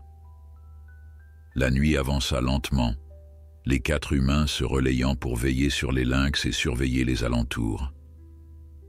Thomas profita d'un moment de calme pour appeler Claire au centre de conservation des félins sauvages, l'informant de la situation sans entrer dans les détails compromettants. « Si l'OFB obtient l'ordonnance de saisie, pourriez-vous accueillir 2 lynx roux ?» demanda-t-il. « Bien sûr, » répondit Claire sans hésitation. « Nous avons l'expertise et les installations nécessaires, et contrairement à certains sanctuaires, nous ne les exhibons pas au public. Et si, hypothétiquement, l'ordonnance n'arrive pas à temps et qu'ils doivent être évacués vers l'Espagne ?» Un silence au bout de la ligne, puis un soupir compréhensif. « Hypothétiquement, Thomas, je dirais que certains animaux ont besoin d'aide par tous les moyens nécessaires et que je n'ai rien entendu de cette conversation. » Il raccrocha, rassuré d'avoir au moins un plan B solide. À l'aube, Luna montra des signes d'amélioration qui dépassaient les espérances de Thomas. Elle avait accepté de boire directement dans une écuelle, un petit miracle compte tenu de son état la veille. Plus encourageant encore, elle avait grignoté quelques morceaux de viande crue que Léo avait poussé vers elle dans un geste presque humain de sollicitude. « C'est extraordinaire », commenta Élise qui filmait discrètement ses interactions pour le dossier. « On dirait qu'il la nourrit intentionnellement. » Les félins sauvages peuvent développer des comportements altruistes envers leurs familles proches, confirma Carmen, mais c'est rare de l'observer aussi clairement. Alex, qui montait la garde près de la fenêtre, les interrompit soudain. Voiture qui approche. Pas celle de l'adjudante. L'alarme se propagea instantanément. Thomas éteignit les lampes médicales, tandis qu'Élise fermait son ordinateur et que Carmen rassemblait rapidement le matériel éparpillé. « Par qui aurions-nous pu être repérés ?» chuchota Élise, la panique perçant dans sa voix. « Impossible de le savoir », répondit Alex qui observait toujours l'extérieur. Mais le véhicule s'est arrêté à l'entrée de la propriété. 2 hommes en descendent. Thomas s'approcha des lynx, prêt à les défendre si nécessaire. Léo avait senti la tension et s'était placé instinctivement devant sa sœur, le poil hérissé, un grondement sourd montant de sa gorge. « La remise a une porte arrière qui donne sur les bois », rappela Carmen. « Si nécessaire, nous pourrons évacuer par là. » Alex plissa les yeux, tentant de mieux distinguer les visiteurs dans la lumière matinale. « Attendez, ce n'est pas... » Son visage passa de l'inquiétude à la stupéfaction. « C'est Rodrigo. Comment nous a-t-il trouvés ?» Un frisson glacé parcourut l'échine de Thomas. Si le propriétaire du cirque les avait localisés, cela signifiait que quelqu'un les avait trahis ou qu'ils avaient commis une erreur de débutant dans leur fuite. « Option ?» demanda-t-il calmement, son esprit de vétérinaire habitué aux situations d'urgence prenant le dessus sur la panique. « On ne peut pas déplacer Luna maintenant, pas sans préparation, » répondit Carmen. « Et nous sommes 4 contre 2, ajouta Alex, une détermination farouche dans le regard. « Ils ne récupéreront pas ces lynx, pas aujourd'hui, pas comme ça. »« Ne faites rien de stupide, » chuchota Thomas, la main sur l'épaule d'Alex dont il sentait la tension. « Ils ne sont que 2, et ils n'ont probablement pas de mandat. S'ils forcent l'entrée, ce sera à leur désavantage légal. » Élise s'était glissée près de la porte principale, écoutant les bruits extérieurs. Ils approchent. Je reconnais la démarche de Rodrigo, cette façon de traîner légèrement la jambe gauche. « Son garde du corps habituel doit être avec lui, » murmura Carmen. Marco, un ancien boxeur reconverti en homme de main, violent mais pas très futé. Thomas prit une décision rapide. « Élise, Carmen, restez avec les lynx. Si les choses tournent mal, évacuez-les par l'arrière. Alex et moi allons les intercepter avant qu'ils n'atteignent la remise. » Sans attendre de réponse, Thomas sortit, suivi par Alex. Ils refermèrent soigneusement la porte derrière eux et s'avancèrent dans la cour où la lumière matinale dessinait des ombres allongées. Les 2 hommes qui s'approchaient s'immobilisèrent en les voyant apparaître. « Docteur Mercier, je présume ?» La voix de Rodrigo Alvarez avait ce mélange caractéristique d'accent colombien et d'intonation française, acquise par des années passées en Europe. Un homme de taille moyenne, la cinquantaine, le visage buriné par le soleil et une existence rude. À ses côtés se tenait un colosse au crâne rasé, dont le regard vide et les poings serrés n'annonçaient rien de bon. « Vous êtes sur une propriété privée, monsieur Alvarez, » répondit calmement Thomas. « Je vous suggère de partir avant que nous n'appelions les gendarmes. » Un sourire froid étira les lèvres de Rodrigo. « Les gendarmes? Vraiment? Alors que vous détenez illégalement 2 animaux sauvages volés à mon cirque? Je ne crois pas, docteur. » « Ces animaux sont maltraités, » intervint Alex, la colère perçant dans sa voix malgré ses efforts pour rester calme. « Luna était mourante quand nous l'avons secourue. »« Ah, Alex, mon fidèle technicien devenu voleur. » Rodrigo secoua la tête avec une fausse déception. « Je t'ai toujours trouvé trop sentimental pour ce métier. Ces lynx sont des investissements, des attractions, pas des animaux de compagnie. » « Ce sont des êtres vivants, » s'emporta Alex, faisant un pas en avant que Thomas arrêta d'un geste. Rodrigo balaya l'argument d'un revers de main. « Épargnez-moi vos sermons moralisateurs. Je suis venu récupérer ce qui m'appartient, c'est tout. » Il fit un signe à Marco qui s'avança, menaçant. « Nous pouvons procéder de 2 façons. Soit vous me rendez mes lynx maintenant, et j'oublie de mentionner vos noms dans ma plainte pour vol, soit... »« Soit quoi ?» interrompit une voix féminine derrière eux. Tous se tournèrent pour voir l'adjudante Marie-Laurent qui venait d'arriver, sa voiture de service garée discrètement à l'entrée de la propriété. En uniforme complet, elle affichait une assurance professionnelle qui fit hésiter même le garde du corps. « Adjudante Laurent », se présenta-t-elle, s'approchant d'un pas mesuré. « Puis-je savoir ce qui se passe ici ?» Rodrigo se recomposa rapidement. « Ces personnes détiennent 2 lynx roux qui m'appartiennent légalement. J'ai tous les papiers nécessaires et une plainte a été déposée pour vol. » En effet, j'ai connaissance de cette plainte, confirma Marie, impassible.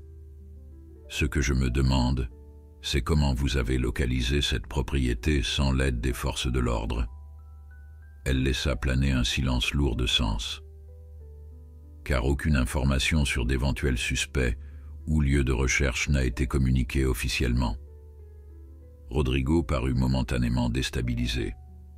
J'ai des contacts, des gens qui gardent l'œil ouvert, des informateurs privés donc. Intéressant. L'adjudante sortit un document de sa poche intérieure. J'ai ici une ordonnance provisoire de l'Office français de la biodiversité, exigeant la mise sous séquestre immédiate de tous les animaux sauvages du cirque mondial, dans l'attente d'une enquête approfondie pour maltraitance et conditions de détention illégale. Le visage de Rodrigo passa de la surprise à la fureur. « C'est ridicule. Mes animaux sont parfaitement traités. J'ai des autorisations. » « Ce n'est pas ce qu'indique l'épreuve en notre possession, monsieur Alvarez. » Marie déplia le document. Photographies, vidéos, témoignages d'anciens employés et l'évaluation médicale de l'état des lynx par un vétérinaire agréé. Le dossier est substantiel. Thomas sentit un soulagement immense l'envahir. L'OFB avait agi plus vite que prévu, donnant une légitimité officielle à leur opération de sauvetage. Rodrigo, cependant, n'était pas prêt à abandonner. « Ce sont des mensonges, ces 3-là. » Il pointa du doigt vers Alex puis la remise, me vouent une haine personnelle depuis que je les ai surpris à voler de l'équipement. Ces accusations feront l'objet d'une enquête distincte, répondit calmement Marie. En attendant, les lynx resteront sous la protection de l'État. Le centre de conservation des félins sauvages a été désigné comme lieu d'accueil temporaire. Marco, qui jusque-là était resté silencieux, fit un pas menaçant vers l'adjudante. On ne partira pas sans ces lynx. En un instant, Marie avait dégainé son arme de service, la pointant calmement vers le garde du corps. Menace envers un agent des forces de l'ordre dans l'exercice de ses fonctions. Voulez-vous ajouter cette charge à votre dossier, monsieur? Le colosse s'immobilisa, incertain, regardant Rodrigo pour obtenir des instructions. Le directeur du cirque fulminait mais comprenait qu'il avait perdu cette manche. « Ce n'est pas terminé », cracha-t-il. « J'ai des avocats, des contacts dans les ministères. Ces lynx me reviendront, et vous ?» Il pointa Thomas et Alex d'un doigt vengeur. « Vous regretterez de vous être dressés contre moi. » Menace, intimidation, énuméra tranquillement Marie. « Continuez, monsieur Alvarez. Vous ne faites qu'aggraver votre cas. » Après un dernier regard haineux, Rodrigo fit signe à Marco de le suivre et ils remontèrent vers leur voiture. L'adjudante Laurent les accompagna jusqu'à la sortie de la propriété, s'assurant qu'ils quittaient bien les lieux. Lorsqu'elle revint, Thomas, Alex, Carmen et Élise, qui avaient rejoint le groupe, l'accueillirent avec un mélange de gratitude et d'incrédulité. « Comment avez-vous obtenu cette ordonnance si rapidement ?» demanda Thomas. Marie sourit, visiblement satisfaite. Disons que le dossier était particulièrement convaincant et que certains officiels de l'OFB sont particulièrement sensibles à la cause animale. Elle redevint sérieuse. Mais ce n'est qu'une mesure provisoire. Une audience aura lieu dans 10 jours pour statuer définitivement sur le sort des lynx et les autres animaux du cirque. 10 jours, répéta Élise. C'est largement suffisant pour que Luna se rétablisse assez pour être transportée au centre. Comment va-t-elle d'ailleurs, s'enquit Marie.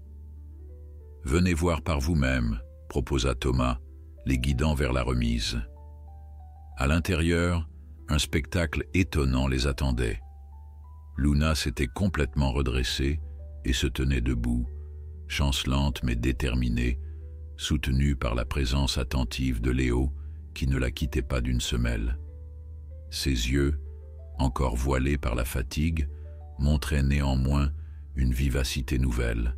« Incroyable », murmura l'adjudante. « Je n'aurais pas cru possible une telle amélioration en si peu de temps. » La présence de Léo a fait des miracles, expliqua Carmen. Ça, et les soins intensifs de Thomas, bien sûr. Thomas s'approcha doucement des lynx, s'accroupissant à distance respectueuse.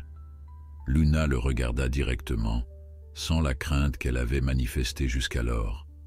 Un lien s'était établi, pas de la confiance à proprement parler, mais une forme de reconnaissance, comme si l'animal sauvage avait compris que cet humain était de son côté.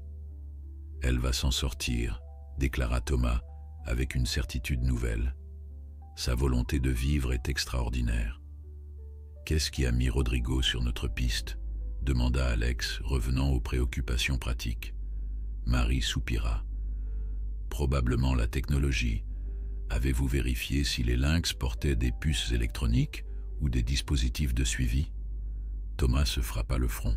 « La puce de Léo, je l'ai désactivée pour les soins, mais je n'ai pas pensé à vérifier Luna dans l'urgence de son état. » Ils examinèrent rapidement la lynx femelle et découvrirent effectivement un minuscule dispositif de localisation caché sous son pelage épais, à la base du cou, différent de la puce d'identification standard que portait Léo. « Un tracker GPS », confirma Carmen avec dégoût. Rodrigo marquait ses animaux les plus précieux comme du bétail. Thomas retira soigneusement le dispositif, que Marie confisqua comme preuve supplémentaire de pratiques douteuses. « Que se passe-t-il maintenant ?» demanda Élise, exprimant la question que tous se posaient. « Maintenant ?» répondit Marie. « Nous procédons légalement.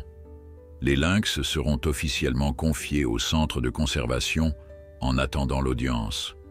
Thomas, en tant que vétérinaire, vous serez chargé de superviser leur transfert dès que Luna sera suffisamment stable. »« Et pour nous ?» interrogea Carmen, inquiète. « Techniquement, nous avons commis un vol. Techniquement, vous avez effectué un sauvetage d'urgence d'animaux en danger, » corrigea l'adjudante avec un clin d'œil. « Avec le soutien des autorités compétentes, bien entendu. Rétroactivement. » Le soulagement était palpable. Non seulement les lynx étaient sauvés, mais leur action, bien qu'en marge de la légalité, avait été légitimée par l'intervention officielle de l'OFB. « Je propose de célébrer cette victoire », suggéra Alex, « mais d'abord, nous devons finaliser les soins de Luna et préparer leur transfert vers le centre. » Les jours suivants furent consacrés au rétablissement de Luna, dont les progrès dépassaient les attentes les plus optimistes de Thomas. L'infection reculait rapidement sous l'effet des antibiotiques et sa mobilité s'améliorait d'heure en heure. Plus remarquable encore était son comportement. La lynx, qui semblait avoir abandonné toute volonté de vivre dans sa cage de cirque, manifestait désormais une curiosité et une énergie qui témoignaient de sa nature sauvage retrouvée. Léo ne la quittait pas, tantôt jouant le rôle de gardien protecteur, tantôt celui de compagnon de jeu lorsque Luna se sentait suffisamment forte pour de brèves sessions d'activité. Thomas documentait méticuleusement ces interactions, fasciné par la complexité de leur relation. 5 jours après la confrontation avec Rodrigo, Thomas supervisa personnellement le transfert des lynx vers le centre de conservation des félins sauvages. Luna, dont le rétablissement avait surpris même les plus optimistes, était suffisamment stable pour voyager. Le convoi spécial, composé de la camionnette vétérinaire de Thomas, escorté par le véhicule de l'adjudante Laurent, quitta la ferme isolée aux premières lueurs de l'aube. « Tout va bien se passer », rassura Thomas, jetant un coup d'œil aux cages de transport sécurisées où Léo et Luna voyageaient côte à côte, séparés, mais pouvant se voir et se sentir. Carmen, qui avait insisté pour accompagner les lynx jusqu'à leur nouvelle destination, hocha la tête silencieusement. Elle avait passé ces derniers jours à documenter chaque comportement, chaque progrès des félins, créant un dossier précieux pour le centre qui allait les accueillir. « Je n'arrive toujours pas à croire que nous ayons réussi », dit-elle finalement, alors que la camionnette s'engageait sur la route nationale. Quand je pense à leur état il y a quelques jours.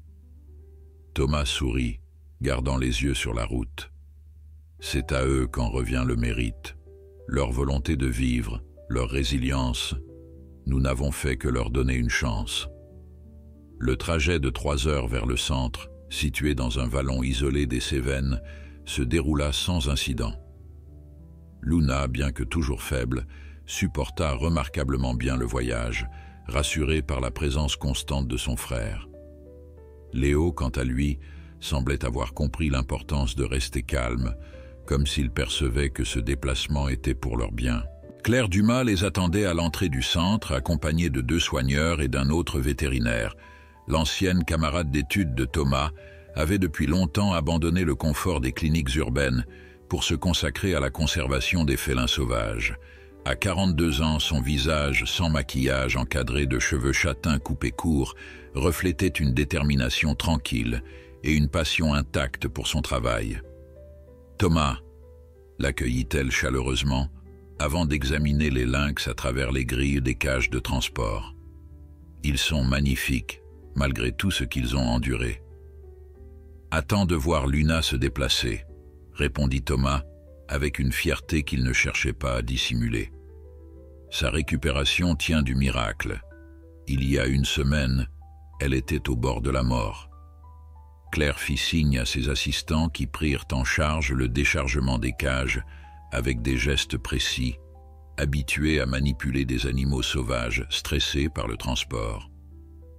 L'adjudante Laurent, qui avait garé son véhicule à distance respectueuse, les observait, s'assurant que tout se déroulait conformément au protocole officiel. Le centre de conservation impressionna Thomas dès le premier regard. Loin des eaux traditionnelles, l'établissement privilégiait des enclos spacieux et naturalistes, conçus pour respecter les besoins comportementaux des différentes espèces de félins. Des zones boisées alternaient avec des espaces rocailleux, des points d'eau et des abris multiples, offrant aux animaux la possibilité de choisir leur environnement. Nous avons préparé un espace spécial pour Léo et Luna, expliqua Claire en les guidant vers une zone isolée du reste du centre. Une unité de quarantaine et de réhabilitation où ils pourront récupérer à leur rythme, loin des regards et des perturbations. L'enclos en question était divisé en 2 parties communicantes, une structure couverte avec des plateformes à différentes hauteurs, des cachettes douillettes et un espace médical discret, puis une zone extérieure soigneusement clôturée, reproduisant un habitat naturel de sous-bois méditerranéen. « C'est parfait », approuva Carmen, visiblement émue. Ils n'ont jamais connu un tel luxe. Les cages de transport furent installées côte à côte, dans la partie intérieure, portes fermées, permettant aux lynx de s'acclimater progressivement à leur nouvel environnement, sans stress supplémentaire. Thomas procéda à un dernier examen, vérifiant que le voyage n'avait pas aggravé l'état de Luna.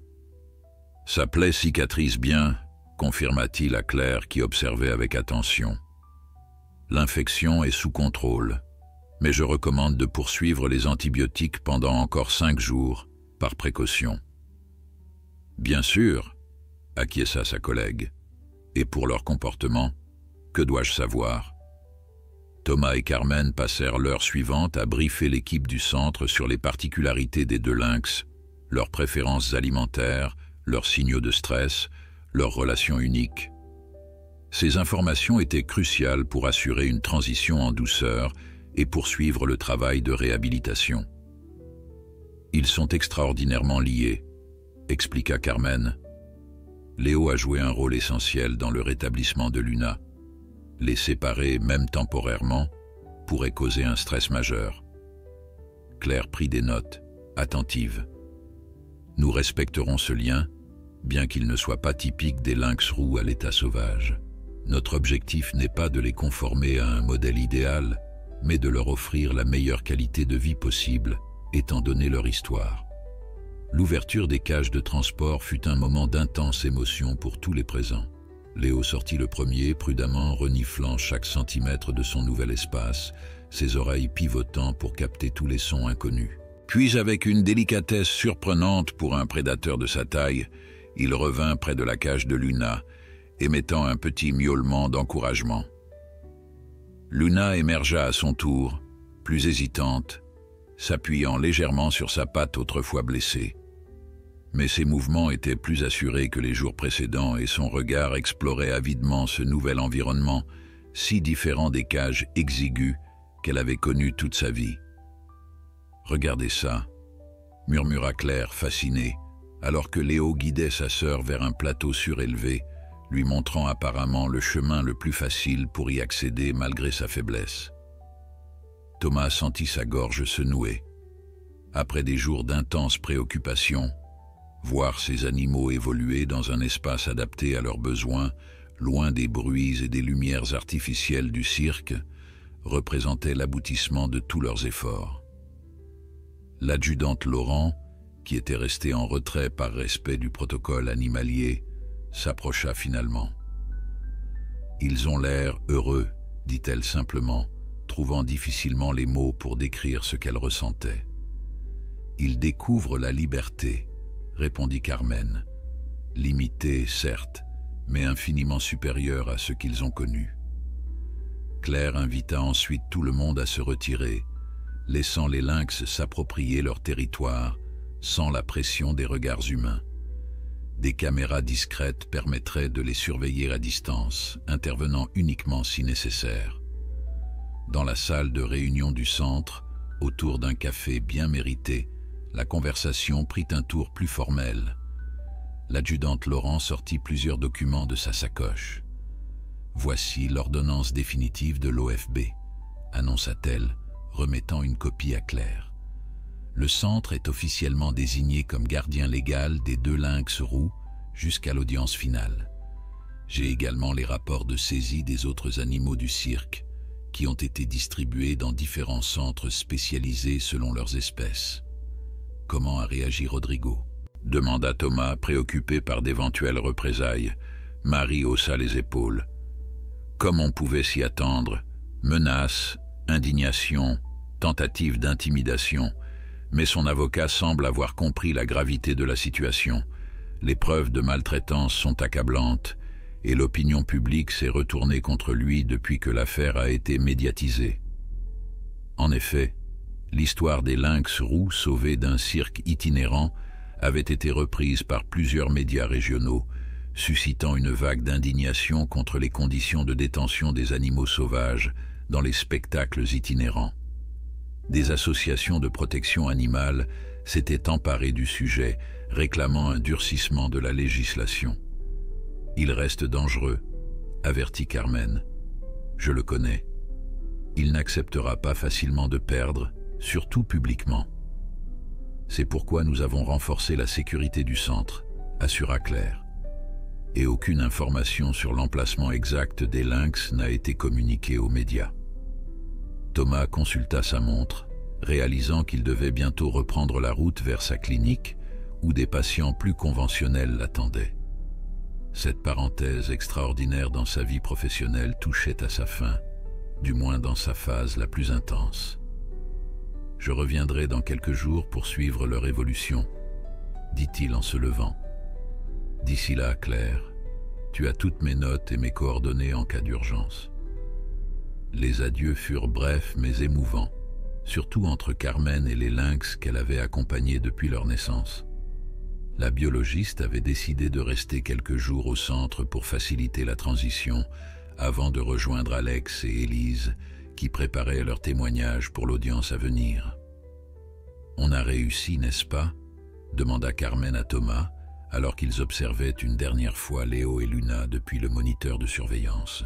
Les 2 félins exploraient leur nouvel espace avec une curiosité grandissante, s'aventurant dans la zone extérieure où le soleil créait des taches de lumière sur leur pelage tacheté. « Oui », confirma Thomas, « on a réussi. Ils ne retourneront jamais dans une cage de cirque. » Sur le chemin du retour, seul dans sa camionnette, Thomas repensa aux événements improbables des derniers jours. Lui qui avait toujours exercé sa profession dans les limites strictes de la légalité et des protocoles établis, s'était retrouvé au cœur d'une opération clandestine de sauvetage animal. Il avait risqué sa carrière, sa réputation, peut-être même sa liberté, pour 2 lynx roux abandonnés par la négligence humaine. 3 semaines s'écoulèrent, rythmées par les visites hebdomadaires de Thomas au centre de conservation. Chaque voyage dans les Cévennes lui confirmait que la décision prise ce jour-là, au bord de cette route départementale, avait été la bonne. Léo et Luna s'épanouissaient dans leur nouvel environnement, leurs corps et leurs esprits se transformant progressivement. Ce matin-là, Thomas arriva plus tôt que d'habitude, une certaine nervosité dans les gestes. L'audience finale concernant le sort des animaux saisis au cirque mondial était prévue pour le lendemain, et bien que toutes les preuves jouaient en leur faveur, un doute persistait, celui qui habite toujours les défenseurs de causes justes face à l'imprévisibilité de la justice humaine. Claire l'accueillit avec son sourire chaleureux habituel, mais Thomas perçut immédiatement son excitation contenue. « Tu ne devineras jamais », dit-elle en le guidant non pas vers le bâtiment principal comme à l'accoutumée, mais directement vers l'enclos des lynx. « Qu'est-ce qui se passe? Luna va bien ?» s'inquiéta immédiatement Thomas. « Mieux que bien », répondit Claire mystérieusement. « Regarde par toi-même, mais doucement, ne les effraie pas. » Ils s'approchèrent silencieusement de la zone d'observation discrète aménagée près de l'enclos extérieur. Thomas scruta l'espace naturel, cherchant les félins parmi les rochers et la végétation dense. Il les repéra finalement près d'un petit point d'eau, mais ce qu'il vit le laissa sans voix. Luna, dont la démarche était désormais presque parfaitement rétablie, s'était accroupie en position de chasse devant l'étang artificiel. Ses mouvements n'avaient plus rien de l'animal léthargique et résigné du cirque. Chaque muscle, chaque poil vibrait d'une concentration absolue, tandis qu'elle fixait l'eau où nageaient quelques petits poissons introduits par les soigneurs. « Elle chasse », murmura Thomas, incrédule. « Observe », chuchota Claire. À quelques mètres de Luna, partiellement dissimulée derrière un rocher, Léo se tenait également en position d'affût, mais son attention n'était pas dirigée vers l'eau. Il surveillait sa sœur, immobile mais visiblement attentif à chacun de ses mouvements. Dans un éclair de fourrure tachetée, Luna bondit, ses pattes avant plongeant dans l'eau avec une précision stupéfiante. Quand elle se redressa, un petit poisson frétillait entre ses mâchoires. « Premier essai, première réussite », commenta Claire, impressionnée. Et ce n'est pas tout. Luna transporta sa prise non pas vers un coin isolé pour la dévorer, comme l'aurait fait instinctivement un prédateur solitaire, mais directement vers Léo. Là, sous le regard stupéfait de Thomas, elle déposa le poisson devant son frère, reculant légèrement comme pour l'inviter à partager son butin. « C'est la 3e fois cette semaine », expliqua Claire. Ils ont développé un comportement coopératif qui n'existe normalement pas chez les lynx roux adultes à l'état sauvage. Luna chasse, Léo monte la garde, et ils partagent les prises. Thomas observait la scène, ému au-delà des mots. C'est extraordinaire. Leur captivité a modifié leur comportement social, créant des adaptations uniques. Exactement, approuva Claire. C'est pourquoi nous avons révisé notre approche de réhabilitation. Initialement, le protocole standard aurait été de les séparer progressivement pour développer leur indépendance avant une éventuelle remise en liberté. Mais il est clair maintenant que leur lien est trop profond, trop vital pour leur équilibre. Ils resteront donc ensemble pour toujours, confirma Claire. Nous avons commencé à aménager un enclos permanent qui répond parfaitement à leurs besoins spécifiques.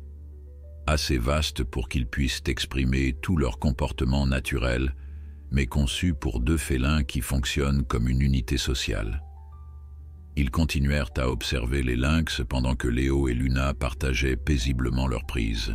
Thomas remarqua que le pelage des 2 félins avait retrouvé son éclat naturel. Leurs silhouettes s'étaient remplies harmonieusement, effaçant les marques de malnutrition. Mais plus impressionnant encore était leur regard, vif, alerte, curieux, si différent de l'apathie qui les caractérisait lors de leur sauvetage. « C'est une belle réussite », dit-il finalement, la gorge serrée par l'émotion. Claire hocha la tête. « L'une des plus belles de ma carrière. Et tout ça parce que tu t'es arrêté au bord de cette route. » Le reste de la matinée fut consacré à l'examen médical de routine des lynx, un processus qui s'était considérablement simplifié à mesure que les félins s'habituaient au personnel du centre. Luna ne montrait plus aucun signe d'infection, sa plaie étant désormais complètement cicatrisée. Léo, quant à lui, avait retrouvé une condition physique optimale. « Ils sont prêts pour demain », conclut Thomas en rangeant son matériel. L'audience finale, prévue au tribunal administratif de Montpellier, allait déterminer le statut juridique définitif de tous les animaux saisis au cirque mondial. Thomas, en tant que vétérinaire ayant procédé aux premiers soins et à l'évaluation des lynx, devait témoigner, tout comme Claire, Carmen, Alex et Élise. « Comment se sent notre équipe de sauvetage ?» demanda-t-il à Claire pendant leur déjeuner dans la petite cafétéria du centre. Nerveux mais déterminé. Carmen est arrivée hier soir. Elle voulait revoir les lynx avant l'audience. Alex et Élise nous rejoindront directement au tribunal. Claire hésita. « Il y a autre chose que tu devrais savoir. Rodrigo a changé de stratégie. Il ne réclame plus la restitution des animaux. » Thomas fronça les sourcils. « Que veut-il alors ? » « Une compensation financière substantielle pour la perte de son outil de travail, comme son avocat l'a formulé. Il évalue les 2 lynx à plus de 50 000 € chacun. »« C'est répugnant, » s'indigna Thomas. « Mettre un prix sur des êtres vivants qu'il a presque tués par négligence. » L'OFB et les associations de protection animale qui se sont constituées partie civile ne laisseront pas passer ça, le rassura Claire. Mais il faut s'attendre à ce que son avocat soit agressif. Il va tenter de vous décrédibiliser, de présenter votre action comme un vol organisé plutôt qu'un sauvetage légitime. Thomas acquiesça gravement. Il s'était préparé à cette confrontation, sachant que Rodrigo ne renoncerait pas facilement. Cette nuit-là, de retour chez lui, Thomas eut du mal à trouver le sommeil. Il repensait sans cesse à ce carton abandonné au bord de la route, à ce regard doré et désespéré qui avait croisé le sien. Comment une rencontre fortuite pouvait-elle changer si profondément le cours de plusieurs vies, les siennes comme celles des lynx? Au petit matin, après une douche rapide et un café serré, il enfila le costume qu'il ne portait que pour les grandes occasions. Dans sa poche intérieure, il glissa les dernières photographies de Léo et Luna prises la veille, un rappel de la raison pour laquelle il s'apprêtait à affronter un tribunal. L'adjudante Laurent l'attendait devant sa clinique, vêtue de son uniforme impeccable. « Prêt pour le grand jour, docteur ?»« Aussi prêt qu'on peut l'être », répondit Thomas en montant dans sa voiture. « Des nouvelles de dernière minute ?»« Rien de significatif. La salle sera pleine. L'affaire a attiré l'attention des médias et de plusieurs ONG environnementales. Rodrigo est arrivé hier en ville, accompagné de son avocat et de quelques fidèles du cirque. Le trajet jusqu'au tribunal se fit dans un silence tendu, chacun préparant mentalement son témoignage. En arrivant sur le parvis du bâtiment austère, ils aperçurent Carmen, Alex et Élise, qui les attendaient, entourés de plusieurs personnes portant les t-shirts d'associations de protection animale. « Notre comité de soutien », expliqua Carmen en les accueillant. « L'affaire est devenue symbolique pour beaucoup. Un test pour la nouvelle législation sur le bien-être animal. » Thomas salua le petit groupe touché par cette mobilisation inattendue. Claire les rejoignit quelques minutes plus tard, accompagnée du directeur du centre et d'un représentant de l'OFB. L'équipe était au complet, unie par une cause commune qui dépassait désormais le simple sauvetage de 2 lynx. Alors qu'ils s'apprêtaient à entrer dans le bâtiment, un mouvement de foule attira leur attention vers l'autre côté du parvis. Rodrigo Alvarez venait d'arriver, escorté par son imposant garde du corps et un homme en costume sombre qui devait être son avocat. Derrière eux, un petit groupe de personnes brandissait des pancartes défendant les cirques traditionnels et le droit au divertissement. Les regards de Thomas et Rodrigo se croisèrent brièvement à travers la place. Dans les yeux du directeur de cirque brillait toujours cette arrogance, cette certitude d'être au-dessus des lois et de la morale commune. Mais Thomas y décela aussi autre chose, une fêlure, une inquiétude que l'homme tentait de masquer derrière son assurance affichée. « Il sait qu'il va perdre », murmura l'adjudante Laurent. « Il joue son va-tout sur la compensation financière. » La salle d'audience était plus remplie que Thomas ne l'aurait imaginé. Journalistes, militants de la cause animale, curieux attirés par la médiatisation de l'affaire, tous s'étaient pressés pour assister à ce qui était devenu un procès symbolique sur le traitement des animaux sauvages en captivité. Le juge, une femme d'une 60aine d'années au regard perçant, écoutait attentivement les témoignages qui se succédaient depuis le matin. L'avocat de Rodrigo, un homme au costume impeccable et au verbe acéré, tentait de dépeindre son client comme un professionnel respectueux des traditions, victime d'activistes radicaux. « Monsieur Mercier », appela finalement le juge, « veuillez prendre place à la barre. » Thomas s'avança, sentant le poids des regards sur lui. Il prêta serment, puis attendit les questions qui ne tardèrent pas à venir. « Docteur Mercier, pouvez-vous décrire précisément l'état dans lequel vous avez trouvé le premier lynx, celui que vous appelez Léo ?» Thomas prit une profonde inspiration. C'était le moment de mettre son expertise au service de la vérité, sans dramatisation inutile, mais sans atténuation non plus. Pendant près de 20 minutes, il détailla les observations cliniques, les signes de malnutrition chronique, les blessures compatibles avec un confinement inapproprié, l'état psychologique de l'animal. Ces explications précises et techniques étaient d'autant plus accablantes qu'elles étaient délivrées avec le détachement professionnel d'un expert. Et concernant le second lynx, Luna, quel était votre diagnostic lors de sa découverte? Un état critique, répondit Thomas sans hésiter. Déshydratation sévère, infection purulente non traitée à la patte avant gauche, signe de sédation inappropriée et prolongée, amyotrophie généralisée suggérant une immobilisation excessive. Sans intervention médicale immédiate, cet animal serait mort dans les 72 heures. L'avocat de Rodrigo se leva pour son contre-interrogatoire. « Docteur Mercier, n'est-il pas vrai que vous avez participé activement à ce que l'on pourrait qualifier de vol caractérisé d'animaux appartenant légalement à mon client ?» Thomas ne se laissa pas déstabiliser. « J'ai participé à une opération de sauvetage d'urgence d'animaux en danger immédiat, conformément à l'article L214-23 du Code rural, qui autorise la saisie d'animaux maltraités en cas de péril. Sans mandat judiciaire préalable, l'urgence vitale justifiait l'action immédiate, comme l'a reconnu l'OFB dans son ordonnance provisoire. » L'échange se poursuivit, tendu mais courtois. Thomas s'en tint au fait, laissant ses émotions de côté pour ne pas donner prise aux attaques de l'avocat. Lorsqu'il regagna sa place, l'adjudante Laurent lui adressa un discret signe d'approbation. Les témoignages de Carmen, Alex et Élise vinrent compléter le tableau, chacun apportant un éclairage différent sur les conditions de vie des animaux au cirque. Claire présenta ensuite, diaporama à l'appui, l'évolution spectaculaire des deux lynx depuis leur arrivée au centre, preuve vivante des mauvais traitements antérieurs. Quand vint le tour de Rodrigo de témoigner, l'homme avait perdu de sa superbe. Face à l'accumulation de preuves et de témoignages concordants, sa défense sonna creuse, ses justifications peu convaincantes.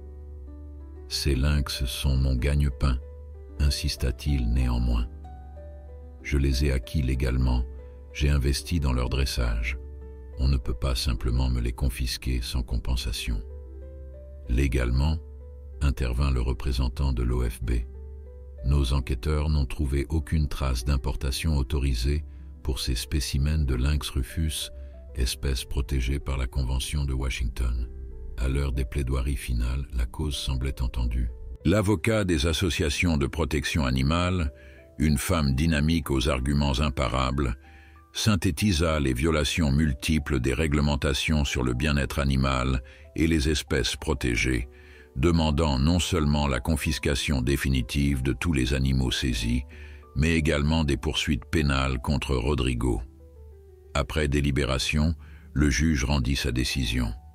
Sa voix claire résonna dans la salle silencieuse. Le tribunal ordonne la confiscation définitive de tous les animaux saisis au cirque mondial et leur placement permanent dans les centres de conservation appropriés. La demande de compensation financière est rejetée. Par ailleurs, M. Alvarez est condamné à une amende de 25 000 € pour infractions multiples aux lois sur la protection animale et le commerce d'espèces protégées. Le tribunal lui interdit également la détention d'animaux sauvages pour une durée de 10 ans. Un murmure parcourut l'assistance, rapidement transformé en applaudissements discrets que le juge toléra avec un imperceptible sourire avant de lever la séance. Sur les marches du tribunal, Thomas fut entouré par ses compagnons d'aventure, tous partageant un mélange de soulagement et d'incrédulité face à cette victoire complète. « On a réussi », murmura Élise, les larmes aux yeux. « Vraiment réussi. »« Léo et Luna sont libres », confirma Claire. « Légalement et définitivement libres. » Au loin, Thomas aperçut Rodrigo qui quittait le tribunal, le visage fermé, suivi par son garde du corps et quelques fidèles. Le regard du directeur de cirque croisa brièvement le sien, non plus empli de colère ou de défi, mais d'une sorte de résignation amère. L'homme comprenait enfin que le monde changeait, que certaines pratiques autrefois acceptées devenaient intolérables aux yeux d'une société en évolution. 6 mois plus tard, par une douce journée d'automne, Thomas se gara devant le centre de conservation des félins sauvages. Sa visite mensuelle était devenue un rituel qui l'attendait avec impatience, une parenthèse dans sa vie de vétérinaire rural. Claire l'accueillit avec son enthousiasme habituel. « Ils sont magnifiques aujourd'hui. Le pelage d'hiver commence à s'épaissir, tu vas voir. » Ils se dirigèrent vers l'enclos définitif de Léo et Luna, un vaste espace naturel soigneusement aménagé pour répondre à tous leurs besoins comportementaux. De la passerelle d'observation, Thomas repéra rapidement les 2 lynx allongés sur un rocher plat, profitant des derniers rayons de soleil. Léo, toujours vigilant, repéra leur présence et redressa la tête, ses oreilles pivotant dans leur direction. Luna, plus détendue, continua sa sieste, son flanc se soulevant paisiblement au rythme de sa respiration. « Regarde comme ils sont épanouis », murmura Claire. « On dirait qu'ils ont toujours vécu ici. » En effet, rien dans l'apparence des 2 félins ne trahissait leur passé traumatique. Leur pelage luisant, leur musculature harmonieuse, leur regard vif, tout témoignait d'une santé parfaite et d'un équilibre retrouvé. « Comment va le programme éducatif ?» demanda Thomas, sachant que Claire avait développé un projet spécial autour de l'histoire des lynx. « Mieux que prévu. Nous avons accueilli 10 classes ce trimestre. Les enfants sont fascinés par l'histoire de Léo et Luna. C'est une leçon vivante sur le respect dû aux animaux sauvages. » Elle sourit. « Et nos 2 stars se prêtent au jeu, tant qu'on respecte leur tranquillité. » En effet, le centre avait aménagé un observatoire discret, permettant à de petits groupes d'observer les lynx sans les perturber, transformant leur sauvetage en outil de sensibilisation pour les générations futures. Et les autres, s'enquit Thomas, faisant référence aux anciens soigneurs du cirque. Carmen a été embauchée par un sanctuaire en Espagne. Alex travaille pour une ONG de protection de la faune sauvage. Élise a repris ses études en éthologie. Claire lui tendit une enveloppe. « D'ailleurs, elle t'a écrit. Elle voulait te remercier pour l'inspiration. » Thomas rangea la lettre dans sa poche, touché par cette attention. L'aventure des lynx avait non seulement changé la vie des félins, mais aussi celle de tous ceux qui s'étaient impliqués dans leur sauvetage. « Et l'adjudante Laurent ?»« Promu, » répondit Claire avec un sourire. « Lieutenant maintenant. Elle dit que cette affaire a ravivé sa vocation. Ils restèrent un moment silencieux, observant les lynx qui somnolaient paisiblement. Léo s'était recouché contre sa sœur, leur pelage tacheté, se confondant presque en une seule entité. Ce lien unique, né dans l'adversité, s'était renforcé dans la liberté retrouvée. « Tu sais, » dit finalement Thomas, « parfois je repense à ce jour sur la route. Si j'avais choisi de passer mon chemin, de laisser quelqu'un d'autre s'en occuper. Mais tu ne l'as pas fait, » l'interrompit doucement Claire.